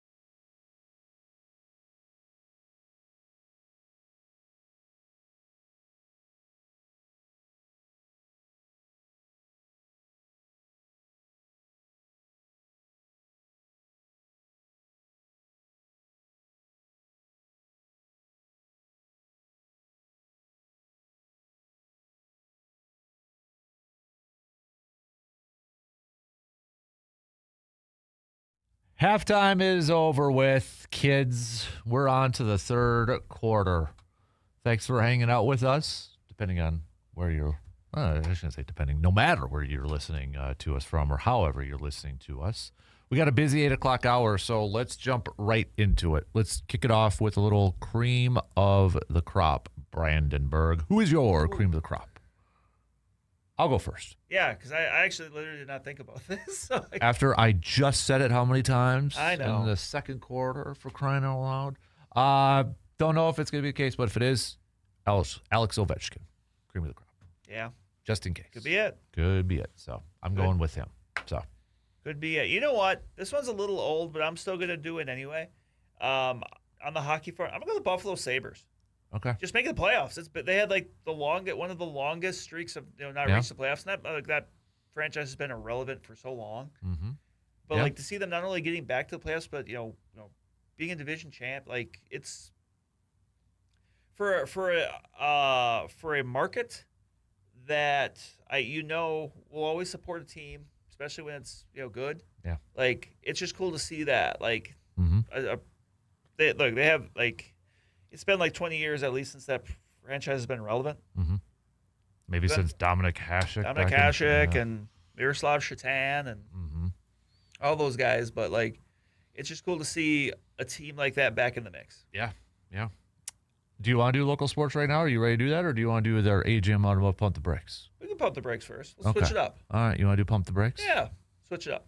Calling an audible. We call that They an change it audible. up. We change it up. Anybody? Mighty Ducks 2. D2. Thank you. The better of the Mighty Ducks. I actually agree. Do you really? I do. Thought, Especially when I was a kid. I felt that way when I was a kid. But Yeah. It was I- my favorite as a kid. It still is my favorite of the three. Like, that's something I've thought of for like a top 5 of like sequels that were better than the originals. Rocky 2. That I'm would, counting Rocky 2, not the other Rockies. We're no, like the yeah, second Yeah, one. Like, because D2 would be one for me. I would say Ghostbusters too. Ooh. I like Ghostbusters too. I don't know if I can do it. I like Ghostbusters. I don't know. There is no. So it's kind of weird. The Marshmallow Man's a staple, though. He is. Stay Puft Marshmallow Man's fantastic. Yeah. I don't know if I can. You may not That's be able. very debatable. Okay. It's close. It's very close for a sequel because not many sequels are very good. That's Right. That's a very. That's, If nothing else, it's a good sequel. Yeah. What are some other ones off the top of our heads? Ooh. Not Major League 2, even though I think it's underrated. I think it's better than maybe some people think, but Yep. still, And a lot of it is Tanaka. maybe they could have got Wesley Snipes. That too. No, That's the other no one. offense, Omar Epps. I think he did well. Yeah, but Wesley's. Whenever you have a character change, but it's the same character, or actor change, but it's the same character, it's Tough. like, yeah. I also like Rube Baker. Yeah. I like Rube Baker Yep. and Parkman. Like You gotta. I like me some Jack Parkman. And then it's Randy Quaid is Right, and the people they added for the second one, I thought was good. Yep. It's just, Yeah. I mean, What are some other sequels? There's so many sequels, and I'm just blank. Not Men in Black 2. Nope. I'll have to think about that one because it's one of those that there's so many, but now I'm just blanking off. The top of my head. yep. Well, a lot of people like. I'm not an expert in this, but feel like Empire Strikes Back for Star Wars. Could be. Yeah, I'm not much of a I'm Star not- Wars I'm not a Star expert Wars. either. So, but okay. I can't do that one. So, was Wrath of Khan in Star Trek a sequel? God. Okay, now we're going down a wormhole Sure are. here. So, all right. That is a good podcast idea. Can you remember that next time when Best I sequels? ask you Best what sequel? should we do for? And I just say, whatever. Yeah, just Best I don't sequels? know. I don't have any ideas. That's a good one because that actually requires some thinking. But also, here's the thing: let's not limit it to just movies. Okay, like bringing back TV shows. No, but it's just like I don't know. Like, I think you could figure out a sequel to something. Like, what if you really like New Coke? That's a sequel. Oh, okay.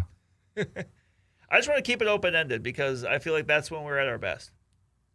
That's true.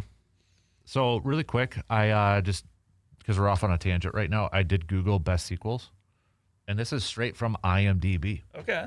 based off ratings. Godfather Part 2, Yeah. Rocky 2 is the second best. There we go. Hey, you're on it. You're on it. Lord of the Rings, The Two Towers. I would not be an expert on that, but that's not surprising. Yep. Superman 2, 1980. Okay. Indiana Jones and the Last Crusade. I did think about Indiana Jones, but I wasn't sure. Again, I've seen the movies, but I couldn't tell you what was first, second, or third. Ooh. Dark Knight. Of that series. We got, of that particular one. Right. Because obviously there's different iterations of Batman. Like Batman Returns is the sequel to Michael Keaton's Batman in that genre, and the other two don't matter after that. But, okay, Dark Knight's solid. Are you slandering the good name of Batman Forever? Kind of. That had so much promise with the cast, and they just... Ooh, Back to the Future Part 2. Yeah. Okay, these are all legit. Like, it's a good list. Yeah. Wrath of Khan is second, by the way. Yeah. They got Christmas Vacation. So the National Lampoon series, is that the sequel? I always thought European Vacation was the sequel. I don't think that. Okay, so they've got some of these like Expendables 3. So yeah, okay. Yeah, because I thought it went Family Vacation, European Vacation, Christmas, Vegas. Now, this is from Rotten Tomatoes. The number one is Toy Story 2. Yeah. All right. You will not get my vote for Aladdin 2 or A Lion King 2, though. No. So, okay.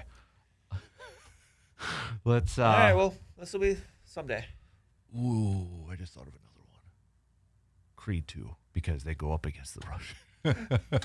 I was thinking of the band Creed when you said that. Yeah, the sequel of Creed. What was their big album? Like, trying to think of what was Puddle, or there's the clay, Human Clay, the thing, yeah, right? That one. I had it. I could picture it.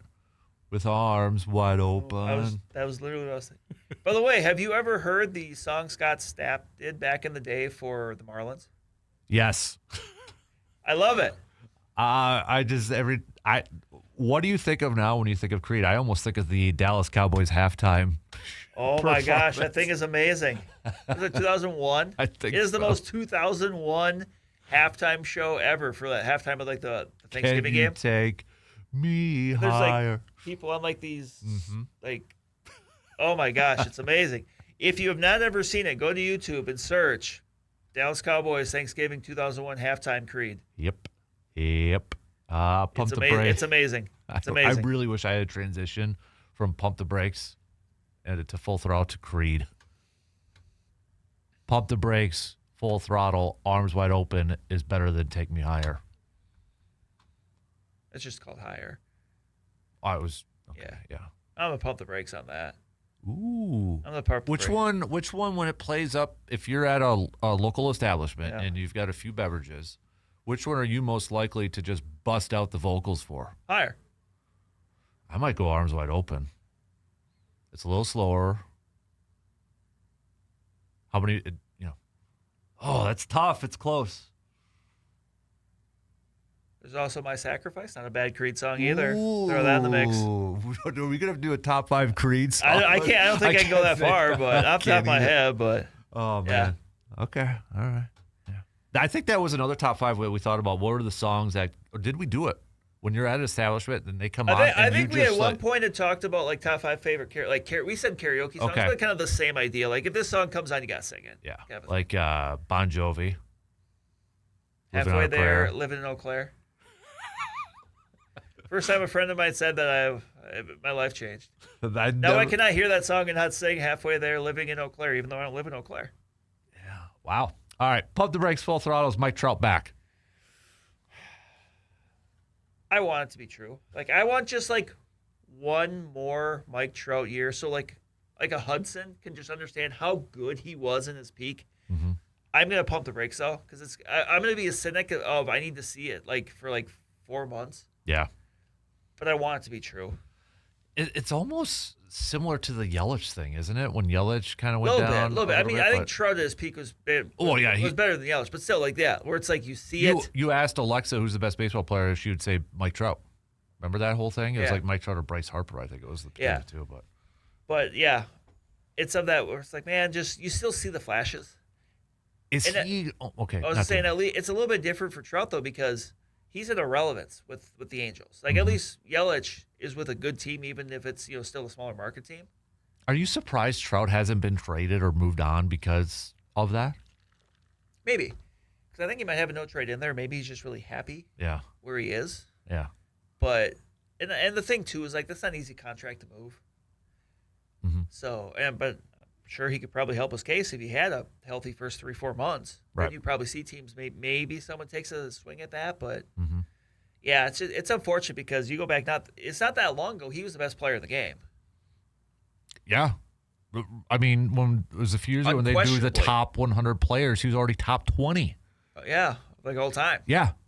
Yep. And I want it to be true though. So that's kind of where it was. The follow up I was going to. Is he almost on a similar plane than like what Ken Griffey Jr. was? Because Ken Griffey Jr. Maybe that's actually maybe a decent comp. Mm-hmm. Or a guy who. Because what do we say with Griffey? If he didn't get hurt, he might be the best player of all time. Right. If Trout didn't get hurt. The difference is, Trout hasn't gotten traded a couple times. Like he's just stayed in the same spot. Right. But, numbers wise, and I know Griffey kind of bounced back, and I don't think Trout gets over 600 home runs by the time his career's done like Griffey did. But, center field defense. I mean, yeah. Right.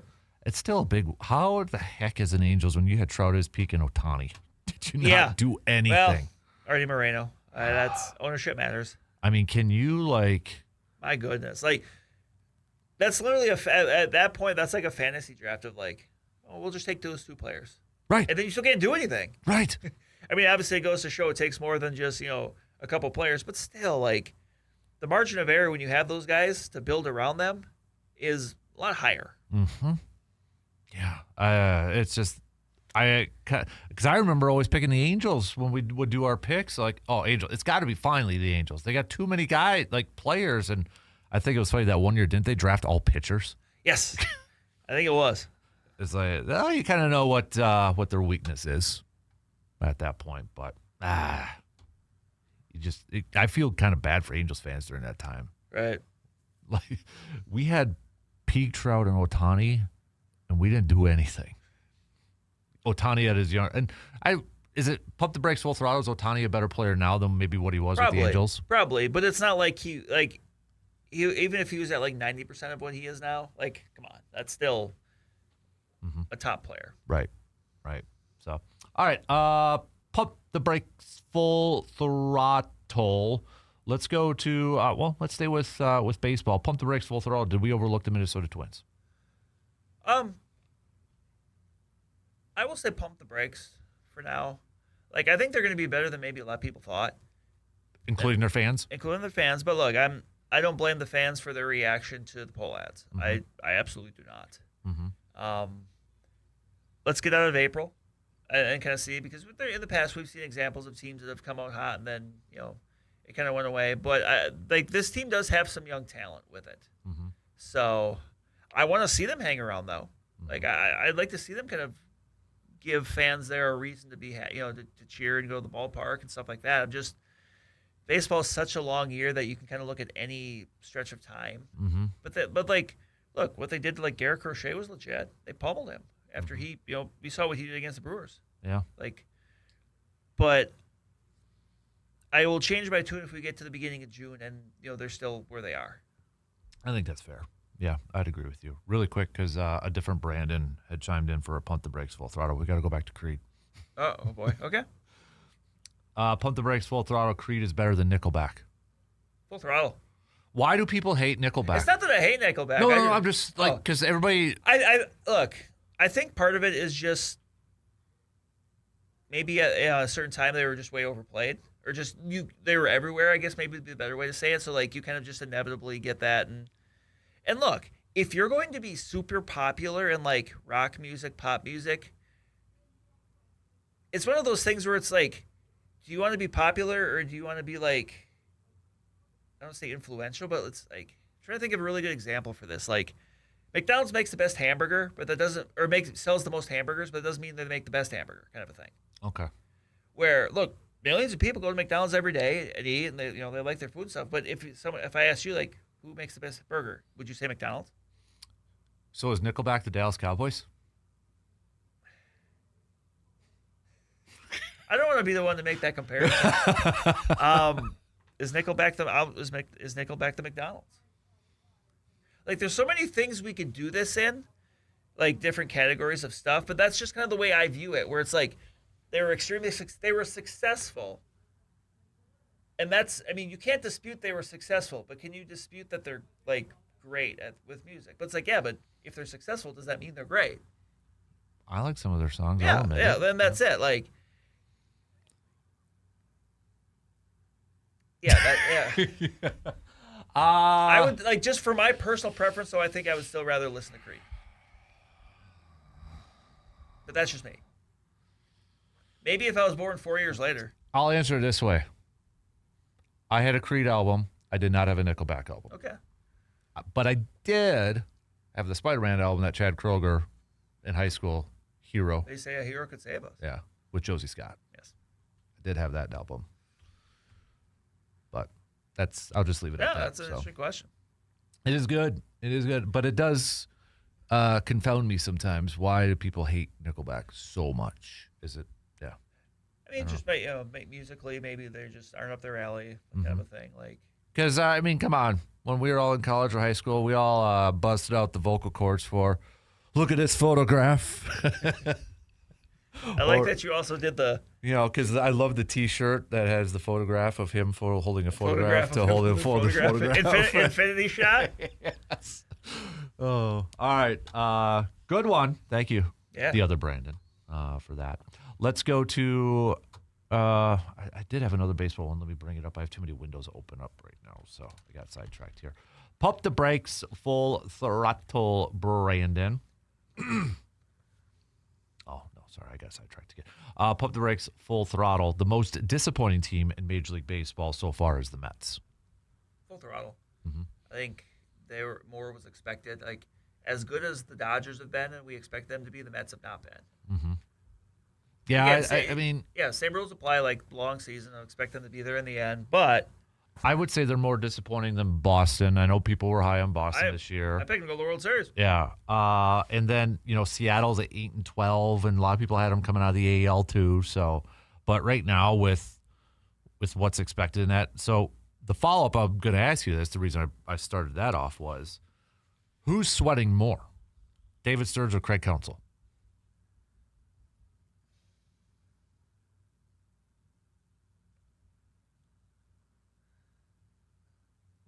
I'm leaning towards Stearns because Counsell's, I think, year 3 of his 5-year deal. Like, it's still like both teams, I think, are going to still be there in the end. But like, say both missed the postseason though. Yeah.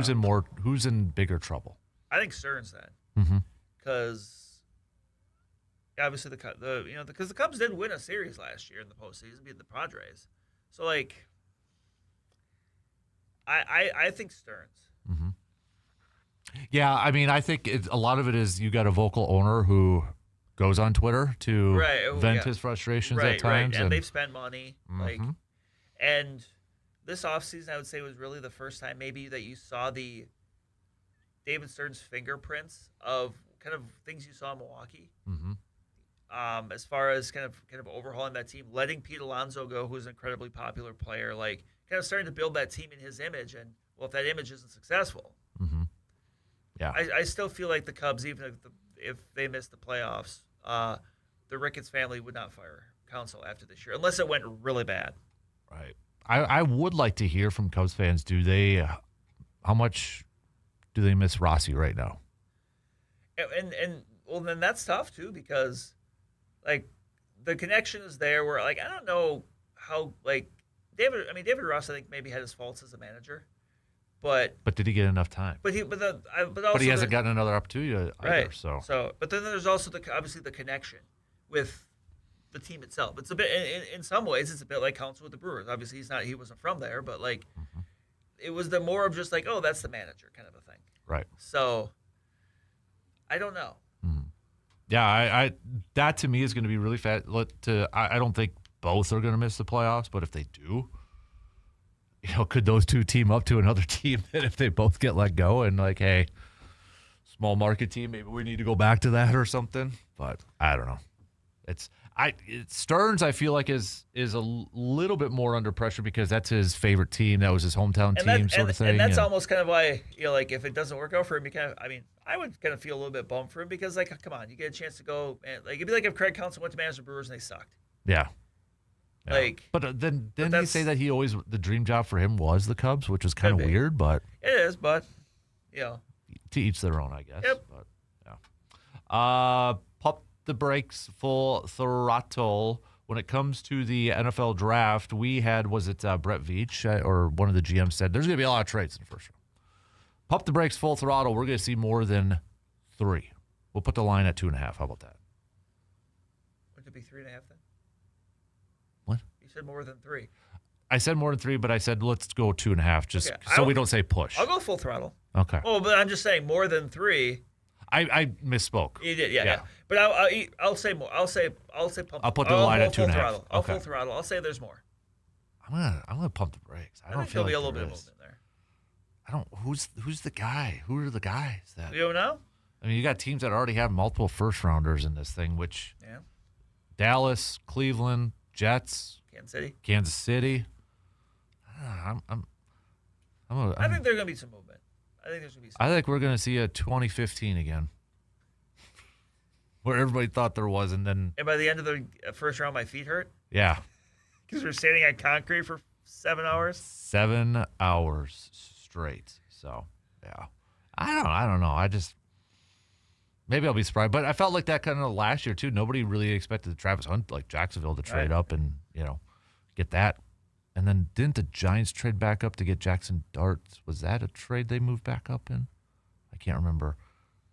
How many trades there were in the first round last year. I'm on it. Okay, you look that up. So, all right, let's do one more. Pump the brakes, full throttle for you, Brandon. Pump the brakes, full throttle. Is Alex Ovechkin a top 5 NHL player of all time?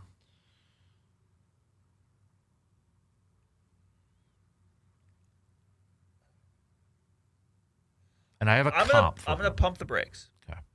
I think he's a top goal. Obviously, he is a top goal scorer. But like as an overall player, I'm trying to think of guys I would put in front of him. Gretzky. So would you put Sidney Crosby ahead of him?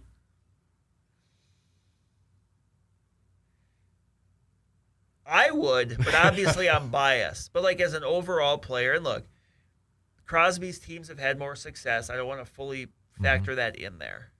I think because obviously, they've always won a cup, so he's in the conversation because of that. Is he the Aaron Rodgers of the NHL? Potentially, as very prolific, won a championship. Now it's kind of the opposite because Rodgers won his right away. Mm-hmm. Ovi won his later, so that kind of changes maybe just if nothing else the optics of it a little bit. Mm-hmm.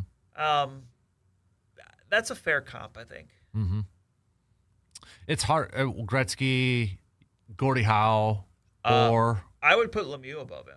Ooh, okay. I would, but again, I'm biased. Okay, I should say ooh, like oh my god, it's sort of thing. But I don't know what we got to take a break, but I feel like hockey wise, do goalies kind of because when we talk about like best baseball players of all time, we hear a lot of the position players get the first few picks, if you will. Are goalies kind of like the pitchers? A little bit. Do you know what I'm trying to say from a comparison standpoint? Where, all right, well, pitchers just throw the ball, where goalies just have to stop the puck. Whereas, you got other players there. Well, you get a hot goalie in the playoffs, you get a hot pitcher in the playoffs kind of thing. Mm-hmm. Yeah. By the way, first round of the NFL draft, there were 4 trades. Last year? But 3 of them happened after the Packers and Vikings picked. Ha! The Giants moved up for Dart. The Falcons moved up with James Pierce. And at the end of the first round, the Eagles and the Chiefs swapped, and the Eagles drafted Jihad Campbell. The Chiefs drafted Josh Simmons. Okay. And with the last 2 picks of the first round. So that's probably why. Like 3 of them happened after we had already kind of checked out. Checked out a little bit, maybe. Mm-hmm.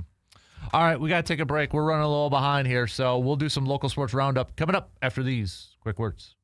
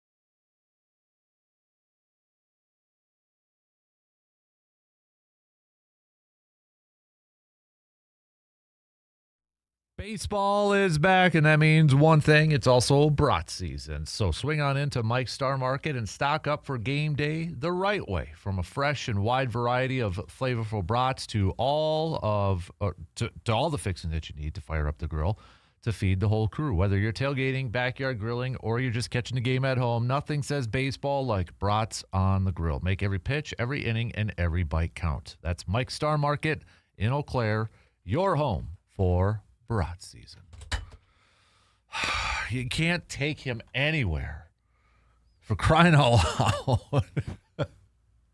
You got it there, though? I got your mic on. You can talk if you want. Oh, I know, but I'm just focused right now. And let me see.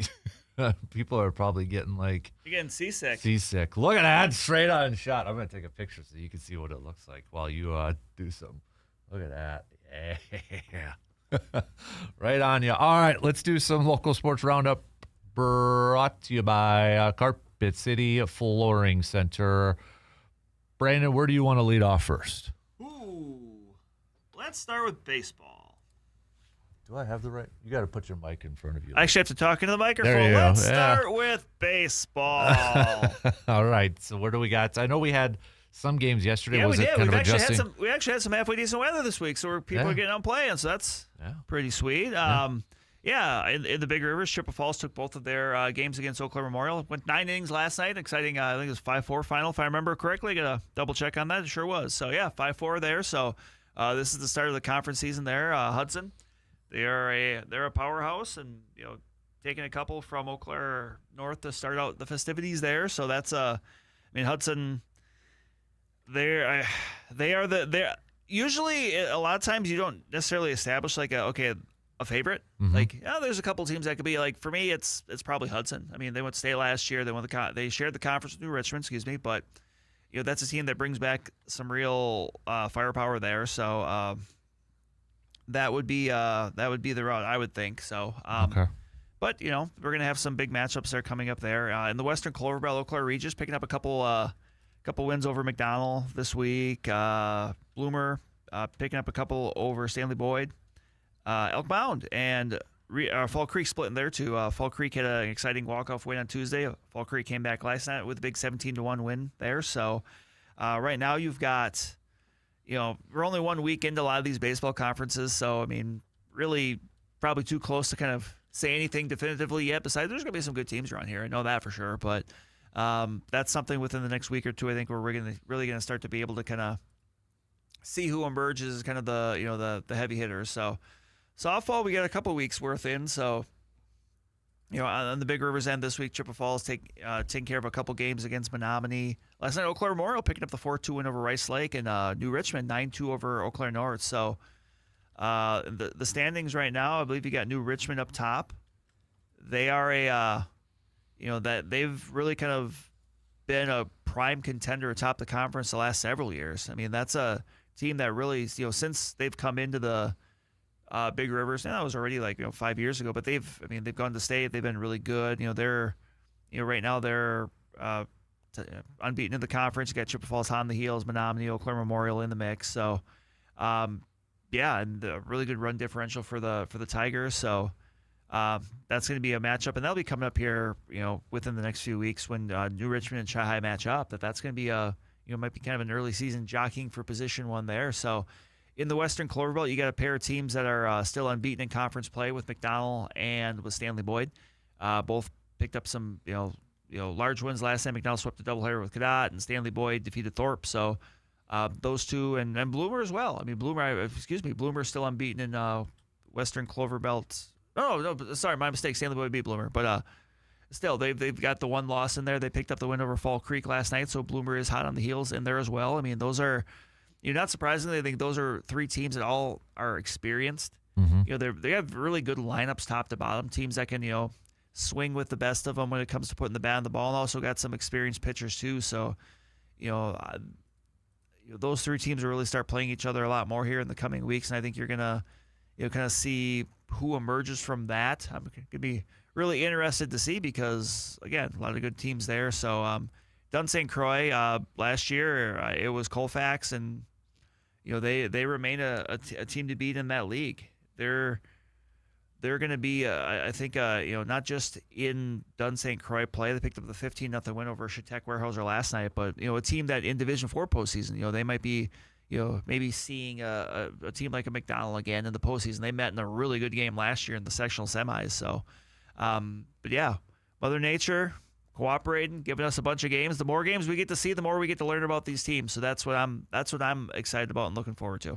Yeah. So we got that going on. I know we've got golf's been going on too. Yeah, we've gotten some Clover Belt matchups under the way, and Bloomer very strong in that. They won again last night. They were over at Whitetail in Colfax, so they've been really strong off the bat. They've got some experience back, but that's a conference. I think you're going to have a couple teams that might make a run in the postseason as well. I think of a team like a Cadott in Division III who brings back pretty much its entire lineup. A lot of experience there as well. Fun thing about golf throughout the spring is you'll actually see tournaments where you'll see, a Bloomer going up against, some teams from the big rivers and stuff like that, because golf is one of those sports where you can do that. So, once we get a little bit further, I think really more into May, there's some of those tournaments. I know like up in Hayward, there's always a big 2-day tourney where you've got that Big Fish, okay. And I think just Hayward golf in the aptly named Hayward Golf Club up there too. So, but that's always fun when you kind of get to see some of the really good teams of different sizes match up, because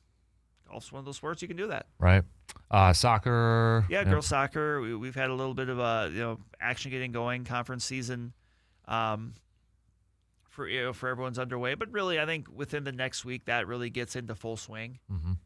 So we'll know. It's a bit like baseball where it's kind of started, but one more week and we're really, no pun intended, kicking. And so it's kind of tennis would be same. Yeah, sort of boys thing. tennis we're going. I mean, Big Rivers were really kind of hopping in there as well. So middle border as well. So, go ahead. No. I know it's a fall sport, but Menominee announced their new head coach, and he's actually a Chi-Hi native, right? Mitch Olson. Mitch Olson, yeah, familiar. Former standout for Chi-Hi. Great, I believe, running back for Emory. It was a little before my time. So, but yeah, he had a lot of success down at La Crosse Central. So, and obviously being able to chance to get a little bit closer to home, a program he's familiar with. I mean, that's somebody that obviously he was on the other end of that rivalry when he was a player, but at the same time knows, what, Menominee football, kind of what it is. Like it's, right. It's one of the more, it's got a ton of history with it, and makes that first matchup for the series with the rivalry with Chippewa Falls interesting, knowing that he'll be going up against his old coach Chuck Reagan. That's what I was just gonna say. I mean, so they've got to be pretty familiar with each other. That'll be interesting, I think, when that time comes. But that's that's fun. That kind of one of those things that adds to the rivalries and all that good stuff. So right, exactly. So. And do you want to do another plug here for? I know you got some more articles coming up with Jack. Coming up. Yep, for the I've got a couple coming up. So. So right now on the website, chippa.com, I've got my first piece, which just kind of touches base on a couple different interesting things about Jack. So maybe if you're not too familiar with who Jack Strand is, Bloomer graduate who had a great career at Minnesota Moorhead as a quarterback, and now next weekend looking like he could potentially be a day 3 draft pick. If not that, then undrafted free agent somewhere. But got a chance to talk with him and a bunch of people around him, and my first piece is up there. I've also got one of the things with me, and maybe when I'm at events I have a tendency to take too many photos, but then I can do things like put together photo galleries of people when they do really good things and say, hey, here's him when he was playing baseball when he was a freshman, that kind of stuff. So that's up on chippa.com, and there'll be a lot more coming up here earlier in the early part of next week as well. So okay, good stuff. For Blue Gold wise, let's kind of go through some of the stuff here on another busy weekends. Let's start. We got track and fields. They're going to be going on at the Phil Eston Challenge at La Crosse. So that's actually began a little bit yesterday, but it's continuing to roll along for today. We got tennis. Men's tennis is going to be taking on Stevens Point. We've got golf, men's golf at the Bobby Craig Invitational. Women's golf is going to be at Bethel University. Lacrosse, women's lacrosse is going to be at Augsburg University. Softball, they've got games going up against Platteville. So really quick schedule adjustment for Blue Gold baseball here. So for this weekend, for their upcoming series against Lacrosse, they were originally scheduled to play Lacrosse in a doubleheader tomorrow on Saturday. That has been moved to Monday, but Sunday's doubleheader will remain as scheduled. So They won't be in action tomorrow, but they will be in action on Sunday and Monday, just because with some of the forecasted weather that is going to be coming our way and such. So just a little bit of a note there from the from the Blue Gold side. It's a full up schedule here too for Stout as well. The women's golf team, they're going to be in Janesville for the Whitewater Spring Invite. Men's golf's going to be in Illinois for the Forester Spring Invite. We got flag football in action for UW Stout this weekend as well. Women's tennis is going to be taking on River Falls. Baseball is going to be taking on Stevens Point at Wakanda Park in Menominee. So, and then softball is going to be taking on Whitewater. So, another full-up schedule here for both Stout and for the UW Eau Claire Blue Gold teams. So what you're saying is the schedule is pretty busy. It is. It's very busy all across the board. So, all right. That's your local sports roundup brought to you by Carpet City Flooring Center. We do have to take, we got to play a little catch up here. We do. So we talk too much. We talk too much. So we'll be taking a quick break, but we'll be right back in just a few minutes.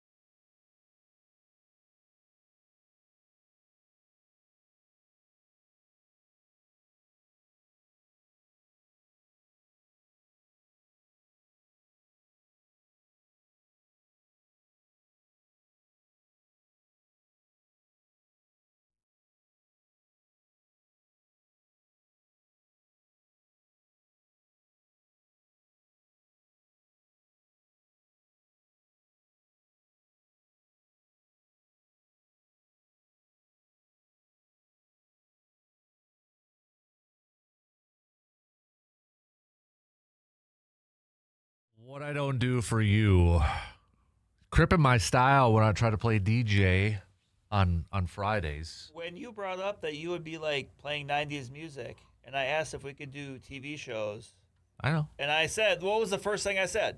Step by step. Step by step. Is that your favorite TV show of all time? No. Okay. That's the one I wanted to hear the most. You kind of give me a little like Larry David vibes when you say, no. Do you know who that is? Do I know who Larry David is? Yeah. Yeah, I know who Larry David is. Well, some people don't, Brandon, so I just, Well, they got to do their homework. Okay. Were you a big Curb Your Enthusiasm guy, or I have no, but it's one of like. is it on your list? It is. Yeah.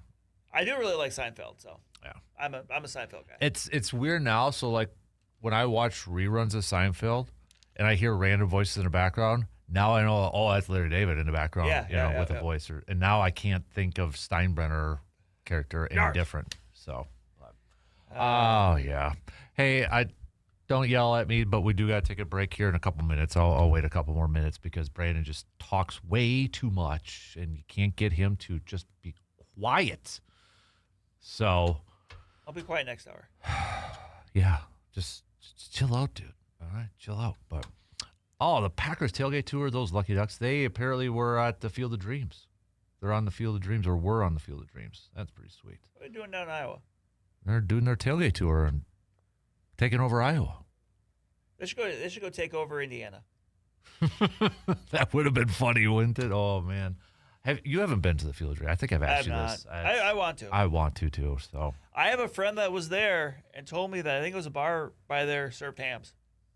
I think you told me that. Yeah. I think you told me that one time. You probably did. I think I did. But no, it's definitely a place I want to go to. Yeah. And check out. So there's a lot of places I want to go to. I've got to actually like man up and do it. You don't have any time to do anything.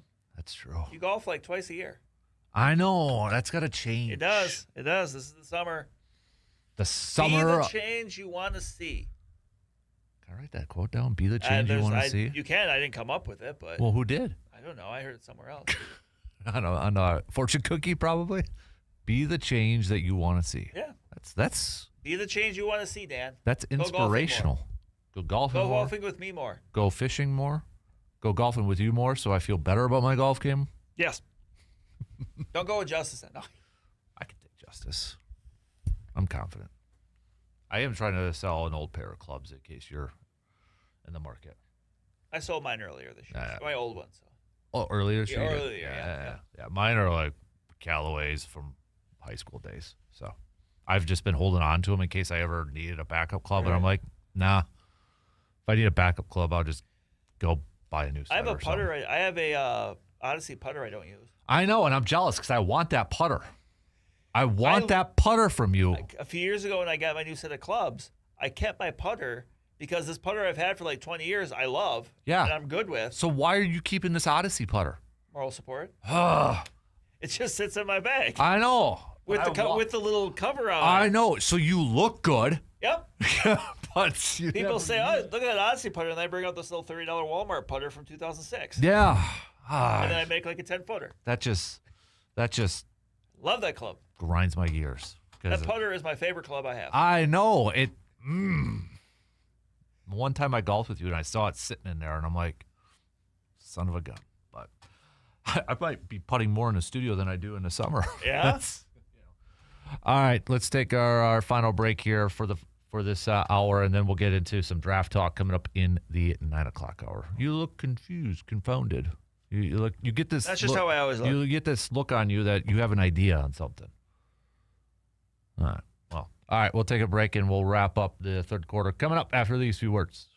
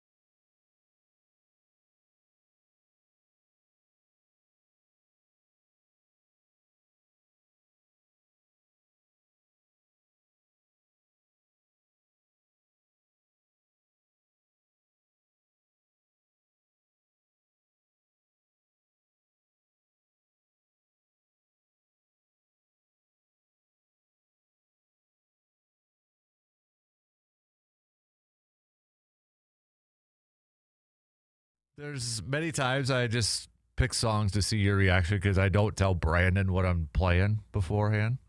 And that was probably the best one. I had to look like a Cocker Spaniel trying to figure out what a human was saying to it. It just, and my head kind of cocked sideways, like, huh? I don't have any rhyme or reason. I just, whatever pops into my head.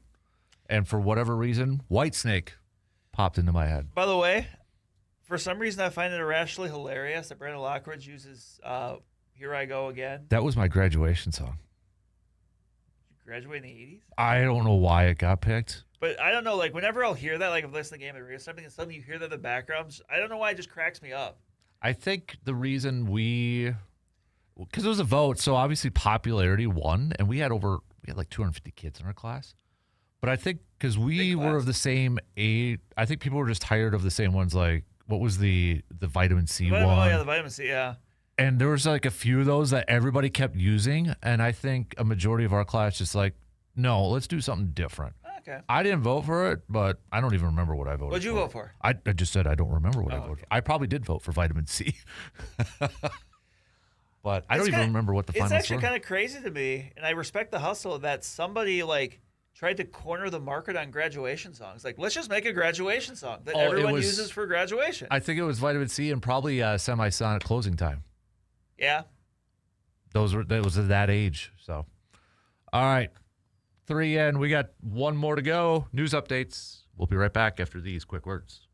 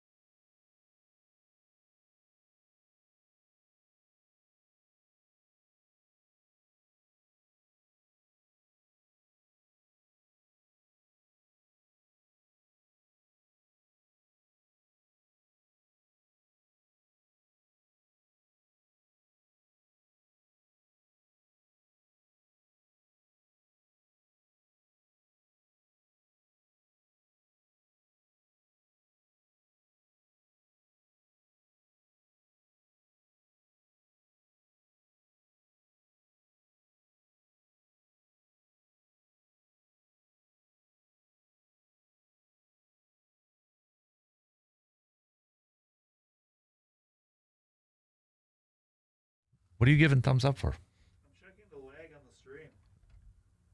Okay. Oh, the video stream. Oh, okay. Why? I'm just curious.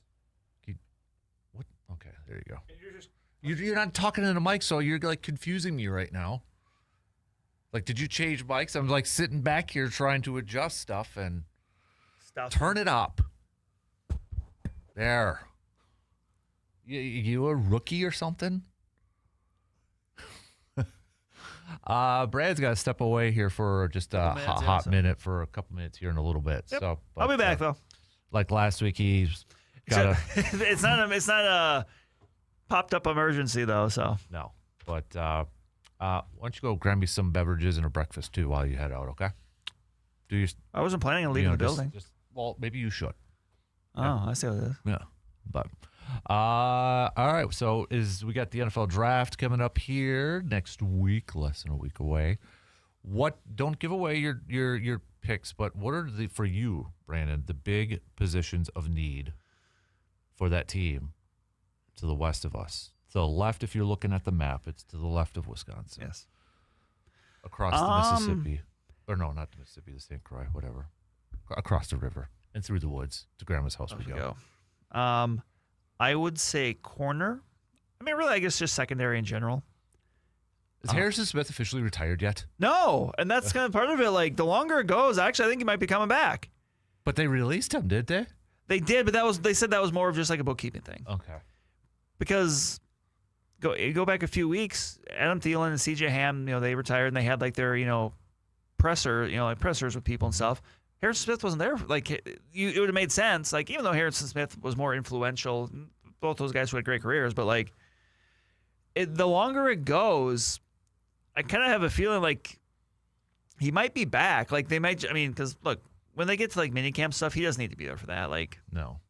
So I don't know. Like, yeah, the longer we go when we don't hear an answer, the more I kind of wonder, like, is he coming back? But otherwise, I would say running back, even though this isn't a great draft for running backs outside of the top one. Center. Sounds like Blake Brandel's probably going to be maybe the center to start next year, but you still would like to get maybe a younger, developmental guy in there. Honestly, the Vikings could go a bunch of ways with their first-round pick, and I wouldn't have an issue with it. That's a good thing, but that's also maybe not, because that just means you have a lot of things you could do. Right. So, but those would be the first ones I would think. I think D tackle, but to me, D tackle almost seems like maybe it's more of a veteran thing, because you've got young guys. Jalen Redmond has been really good. Levi Drake Rodriguez, Tyron Ingram, Dawkins are all guys that I think are good, like, guys in the rotation. But like, you can't just have all young guys at a spot like that. Like, yeah, and maybe that's after the draft. You go and you spend $3 million on some veteran. I don't know, but like that maybe that's more of a veteran thing, right? And I'm just not sure in the first round, especially, that there's a guy that at D tackle that maybe works. Would be like more of a 3 technique? Would you say, sort of, or I don't know, because like, and I think we kind of saw this with Jalen Hargrave and Jonathan Allen last year. Like, the asks for D tackles in a Brian Flores scheme are interesting, because a lot of times, like, you're asked to kind of like take up blockers, but not like in a nose tackle Gilbert Brown, Pat Williams kind of way. So, and look, I think that maybe was a reason why Javon Hargrave didn't maybe put up the numbers last year he could have, at least at the start of the year. It seemed like as the year went on, they did a better job of kind of figuring out how to work with those guys. But like, it's almost like you have to have kind of like almost a very specific set of skills to do it. Okay, Liam. I will find you and I will draft you. Oh, Matt, that would be a good one. Who's the team that you don't want to hear that message from? I will find you, and we are going to draft you. Jets, yeah. Jets, Cleveland. Yeah. Top 2 probably right there. Maybe even Arizona. I thought I was hiding in the 3rd round. Oh, no. Oh, but okay.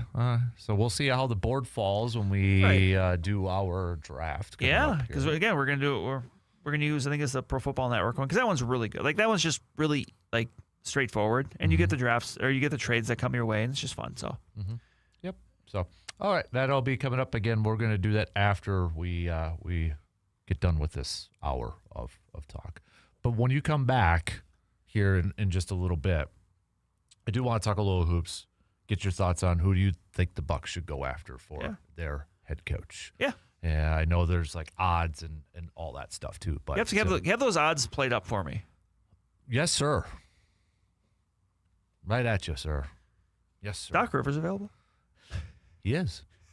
He is. He is. I don't know which one I'm more upset about Doc Rivers. Is it ruining my Orlando Magic dreams or kind of what he's done with the Bucs? So I got a few options. My favorite thing.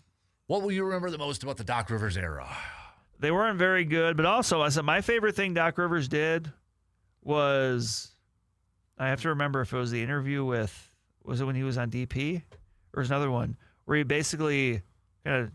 If you're talking about Shams, it was the other one. Okay, yeah, it was like Michelle Beadle's podcast. Yeah. But I wanted, but Shams. Yeah. Shams is a sham. Yeah, but no, he shams to me. But no, that was my favorite Doc Rivers thing was when he basically said like Shams called the Bucs or whatever and was mad that top roped it, and then the I miss Woj. Oh, the I miss Woj tweet from Giannis was all timer. It's not as good. Doc said it too. Oh, Doc did, yeah. But I know, I'll say it doesn't quite compare to Giannis's. I just tried smoothies. God bless America. When he first got to the United States, like smoothies, I miss the Giannis trying food. Yeah, that was a fun time. Doritos, Funyuns. Yeah. Well, now we can name all the candy in the candy aisle at the convenience store. So. Mm-hmm. Yeah, that's when the times were fun to be a Bucs fan, wasn't it? We can get back. Glory days. We can get back there. You sure about that? Eventually. Sure about that? Eventually. I don't know, man. I'm feeling nervous. So, but all right. You want to? Yeah. Okay. So we'll take a quick break. Brandon's got to go do a thing. I got to do a thing. So got to go do a thing, and then we'll get back to some more baseball talk, and then we'll throw a little hoops chats in there too. So hit us up with some messages if you'd like. Shoe Doctor's bullpen line, 715-830-1912, or you can join in on the Section 105 chats. We'll take a quick break and be right back in just a couple minutes.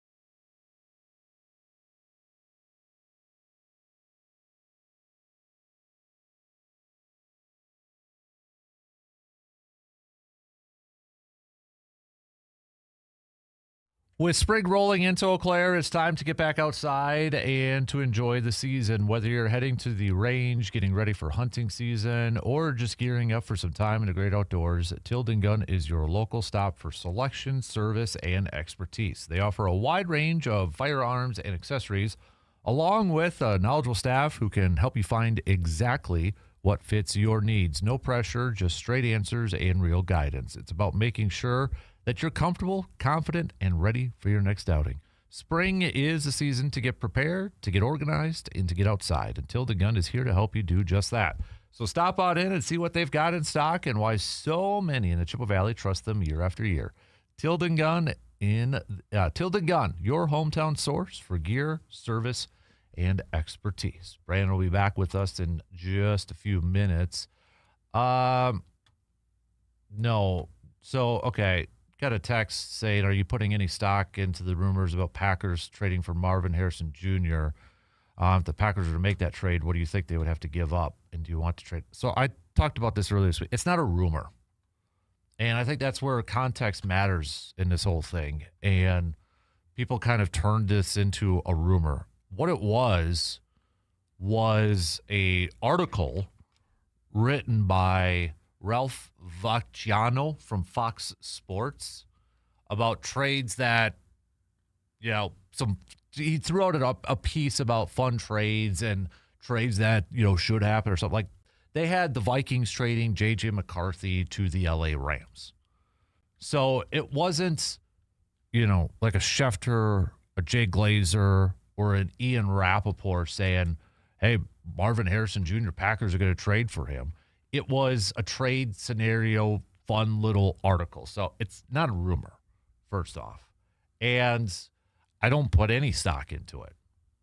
I don't because, in it says they would have to trade their 52nd overall pick and a 2027 third-round pick, which means I would be shocked to see if Green Bay doesn't have a pick in this year's draft until the third round. So I don't put any stock into that. And I guess, do I want it to happen?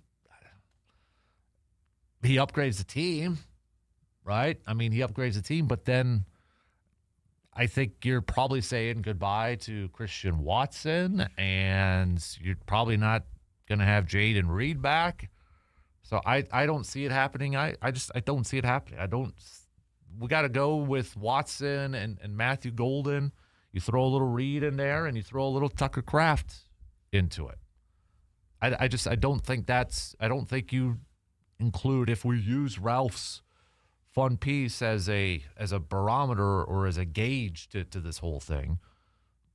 I don't think you throw the 52nd overall pick as a part of that, and then you're not drafting until the third round for this draft coming up here. So, no, I don't put anything into it. I don't put a lot of stock into it. But it's, that's the thing with the internet these days. Somebody will write a piece up saying, hey, this is some fun trades to do or, potential trade proposals. And then it turns into, rumor. And would Marvin Harrison be a good fit within the Packers? Sure.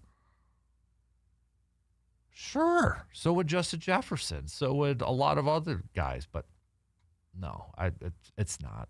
It's like the Dexter Lawrence one. Would that be a great fit? Absolutely. Is it going to happen?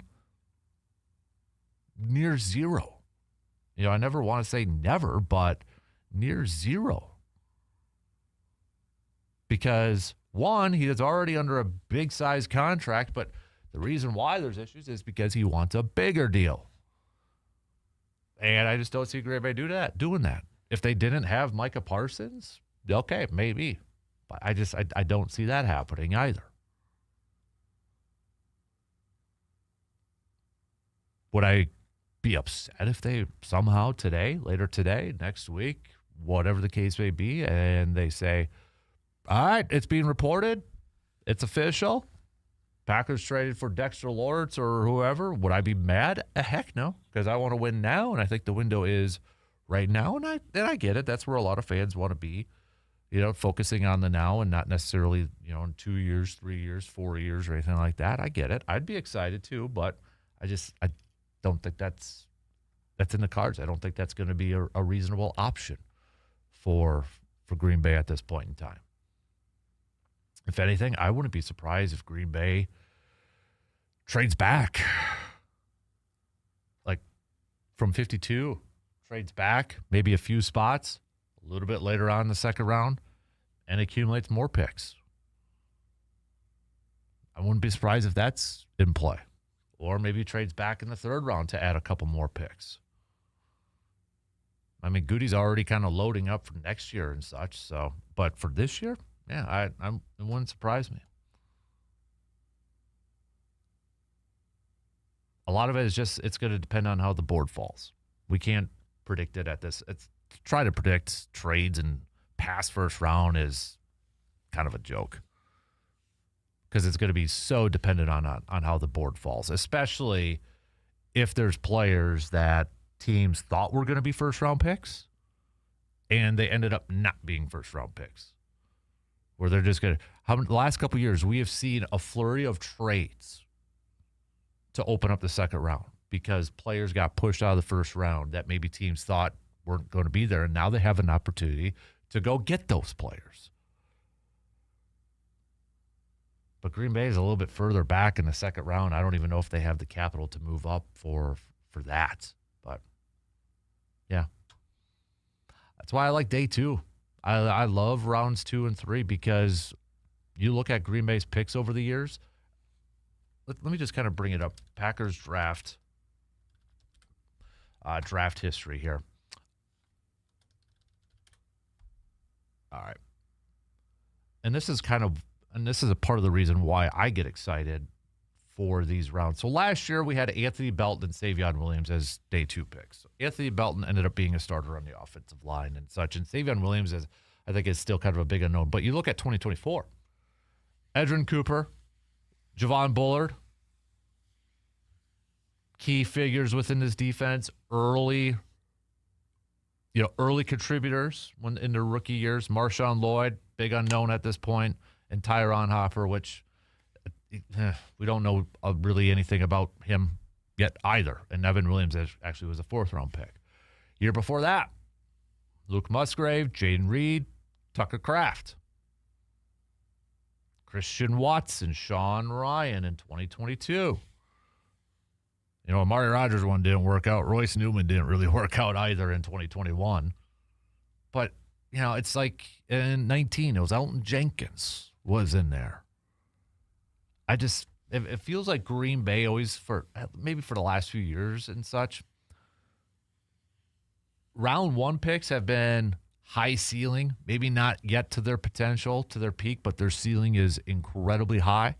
The potential is high. They could be stud players, but they may not be right away. Whereas they focus day 2 for depth pieces or players that could be contributors right now.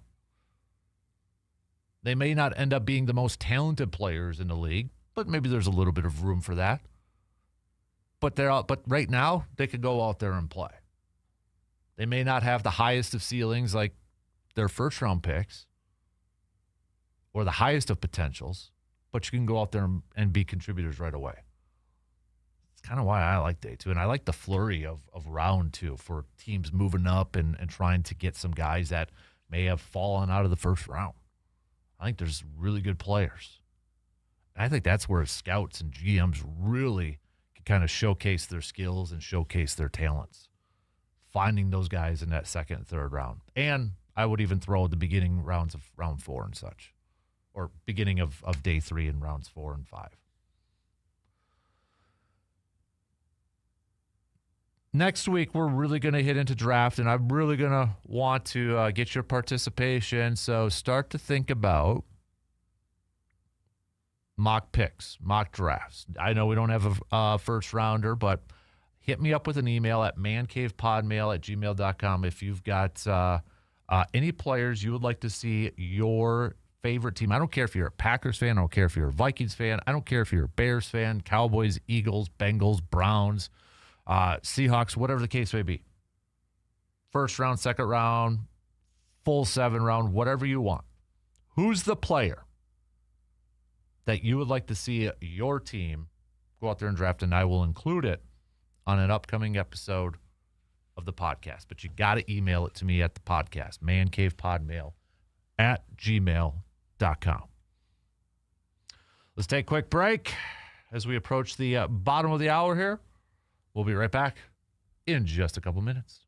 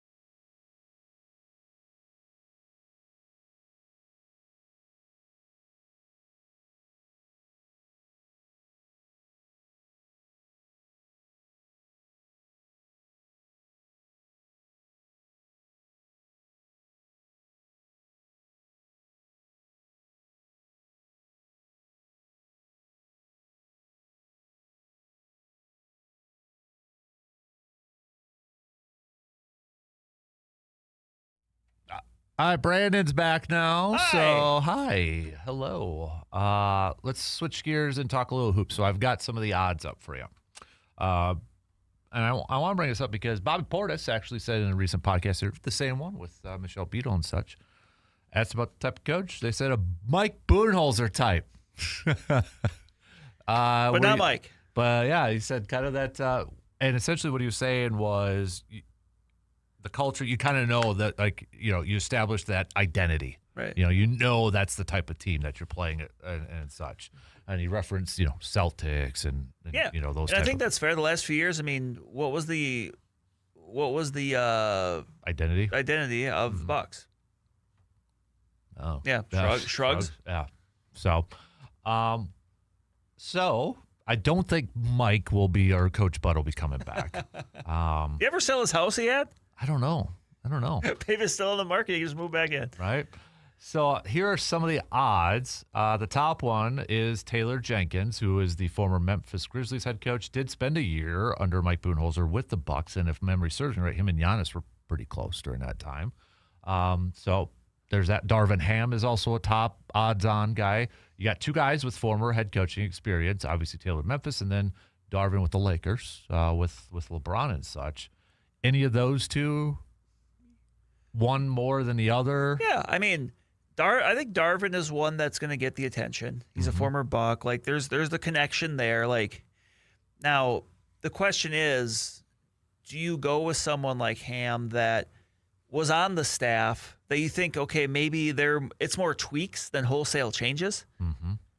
Because you have to know he's not going to do everything the exact same way Doc Rivers did, obviously. Right. Or do you just kind of start fresh with someone with some experience?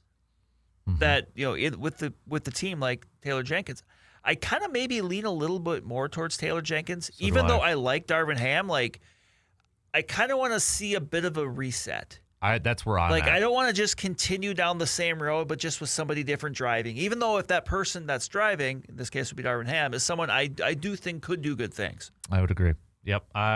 If it's between those two, I'd go Darvin. Now, what if I threw in Tom Thibodeau? I'm trying to look at some of the. I'm not in on Thibodeau. Yeah, no.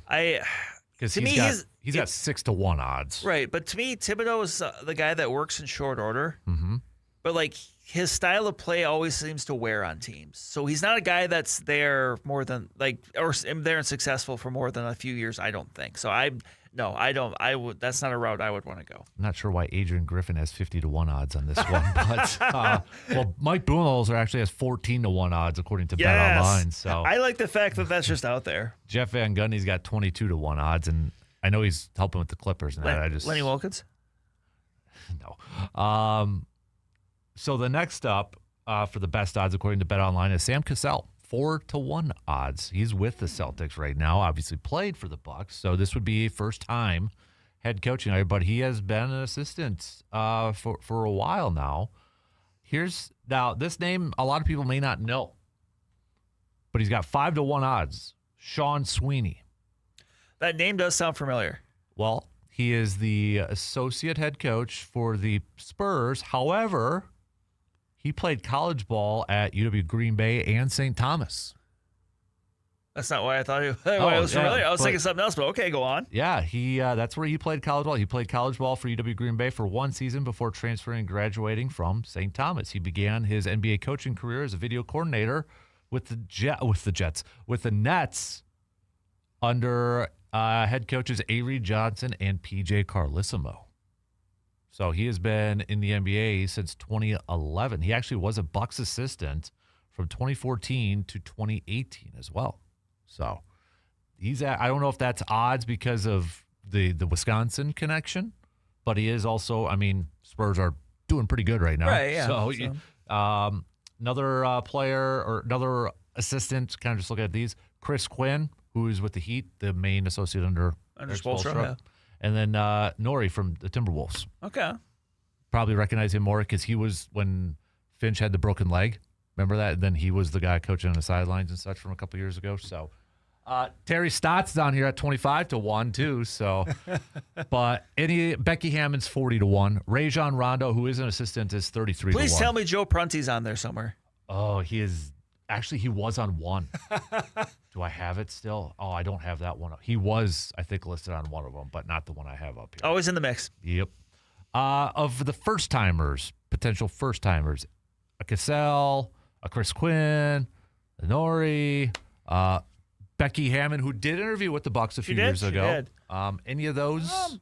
Sean Sweeney. Sweeney interests me. Okay. Obviously, I mean, look, Cassell, I think, would maybe have a little bit more fanfare just because he's a former player for them during obviously during that 2001 Eastern Conference Final run. But, yeah, I would say of that kind of beyond those first two, I would say maybe Sweeney. Mm-hmm. I'm kind of intrigued with across the border with Mike Nori. Mm-hmm. I know he has been when the GMs. I take a lot from those surveys once in a while, like GM surveys, the anonymous ones, and he's always been listed as like the top assistant and such. And I mean, we can see what the Timberwolves have done in the last few years and such. So Sweeney did spend 4 years with Dallas right before coming over to San Antonio. So he's kind of been down there too. I'll be honest, I don't know a whole lot about him. But that's the other thing too. Is like, look, if we were talking about like football coordinators or something, like I'll just be honest with you. Like basketball assistants is not necessarily in my wheelhouse. Right. Yep. That's the thing too. I mean, not a lot of us knew about Adrian Griffin either when he was first hired. So I think a lot of these, like, unless it's like a Thibodeau, I would, whoever it is, I would probably be like, okay, like, I could see how that could work, give it a shot, kind of a thing. Versus, a guy that's, I don't know. At this point, I just kind of feel like Tibbs just kind of is what it is. Mm-hmm. Quinn, I would be intrigued with under the Eric Spoelstra tree. I honestly, if I had to rank them, I'd probably go just for the first timers because Taylor Jenkins is probably my number one pick. Of all these, I don't think it's going to be anybody from college. I'll just throw that out there. I don't think anybody from college. They're not getting Hurley. If Hurley turned down the Lakers, he ain't coming to Milwaukee. Can we agree with that? Rude, but accurate. Okay, so Jay Wright ain't coming out of retirement to coach the Bucs. There's nobody in the college. Larry Bird ain't walking through that door. No. Rick Pitino ain't coming over. So I don't think anybody from the college level is Billy Donovan. I don't think is going to, jump ship from Chicago to Dusty Milwaukee. Bay.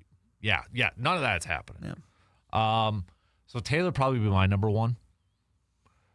And then I'm looking at some first timers, I think, after that. And it's between Mike and Chris for me.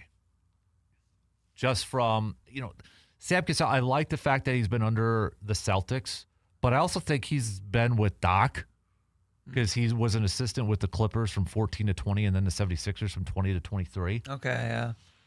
So I kind of want to move away from that a little bit. That tree a little bit, yeah. But I know he's been with the Celtics for the last couple of years and such, but I just, maybe just a different type of, and maybe he's not like, yeah. We don't, and it's not that fair. Yeah. I get that. George Karl? He's around. Larry Kristoyak?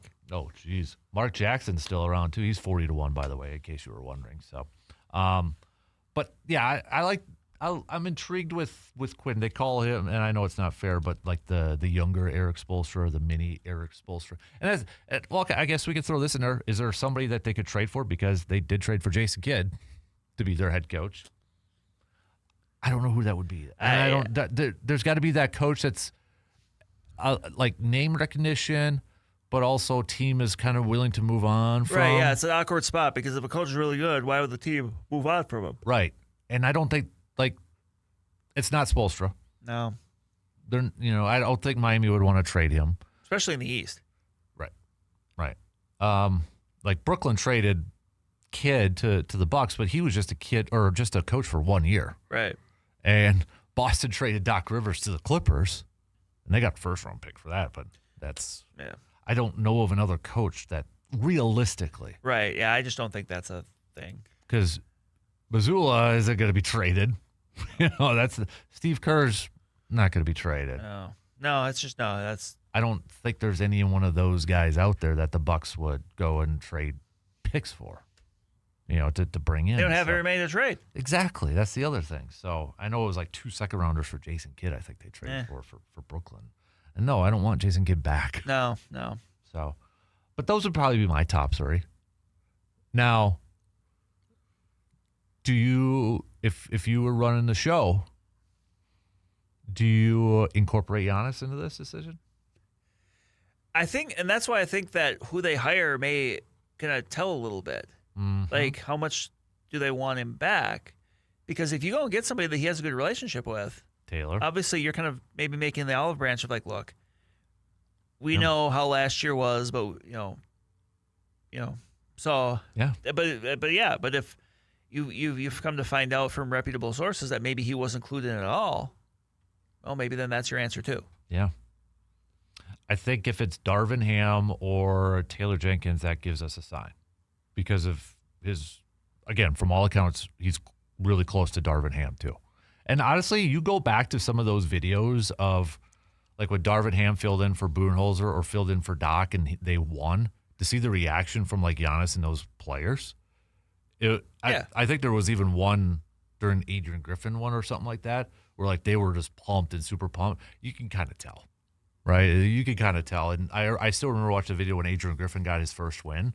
Like Giannis did a feed or something, so they gave Giannis the ball, and Giannis just kind of dribbled it once and gave it back to Griffin for his head coach for his first win. Yeah, but it was very non-emotional. Yeah, but then when Darvin Ham gets his first win, they're dumping water all over him and such. So it's like you could kind of tell a little bit of a vibe thing there. But I think if it's one of those two, there might be something, especially if it's Darvin. Yeah, I think because you can still kind of make a fresh start with Taylor, even if it's not with Giannis. But it almost feels like Darvin is kind of you're not doing it for Giannis, but that's part of it. And I do wonder, too, depending on the coach.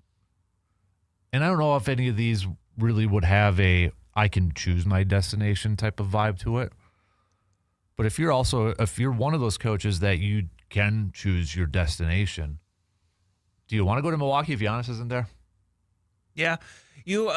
If you're interviewing for that job, I'm sure one of the first questions you're asking, do I have Giannis? Yeah, because that's going to affect it a lot. It's going to impact it, yeah. Yeah, that's a good point. And maybe that's where they got to solve that question first. Right. Do we want Giannis? Do we try to keep him? And I know the October 1st is when he can. Right, but you have to know, because if it's not going to happen, then you trade him. Right. But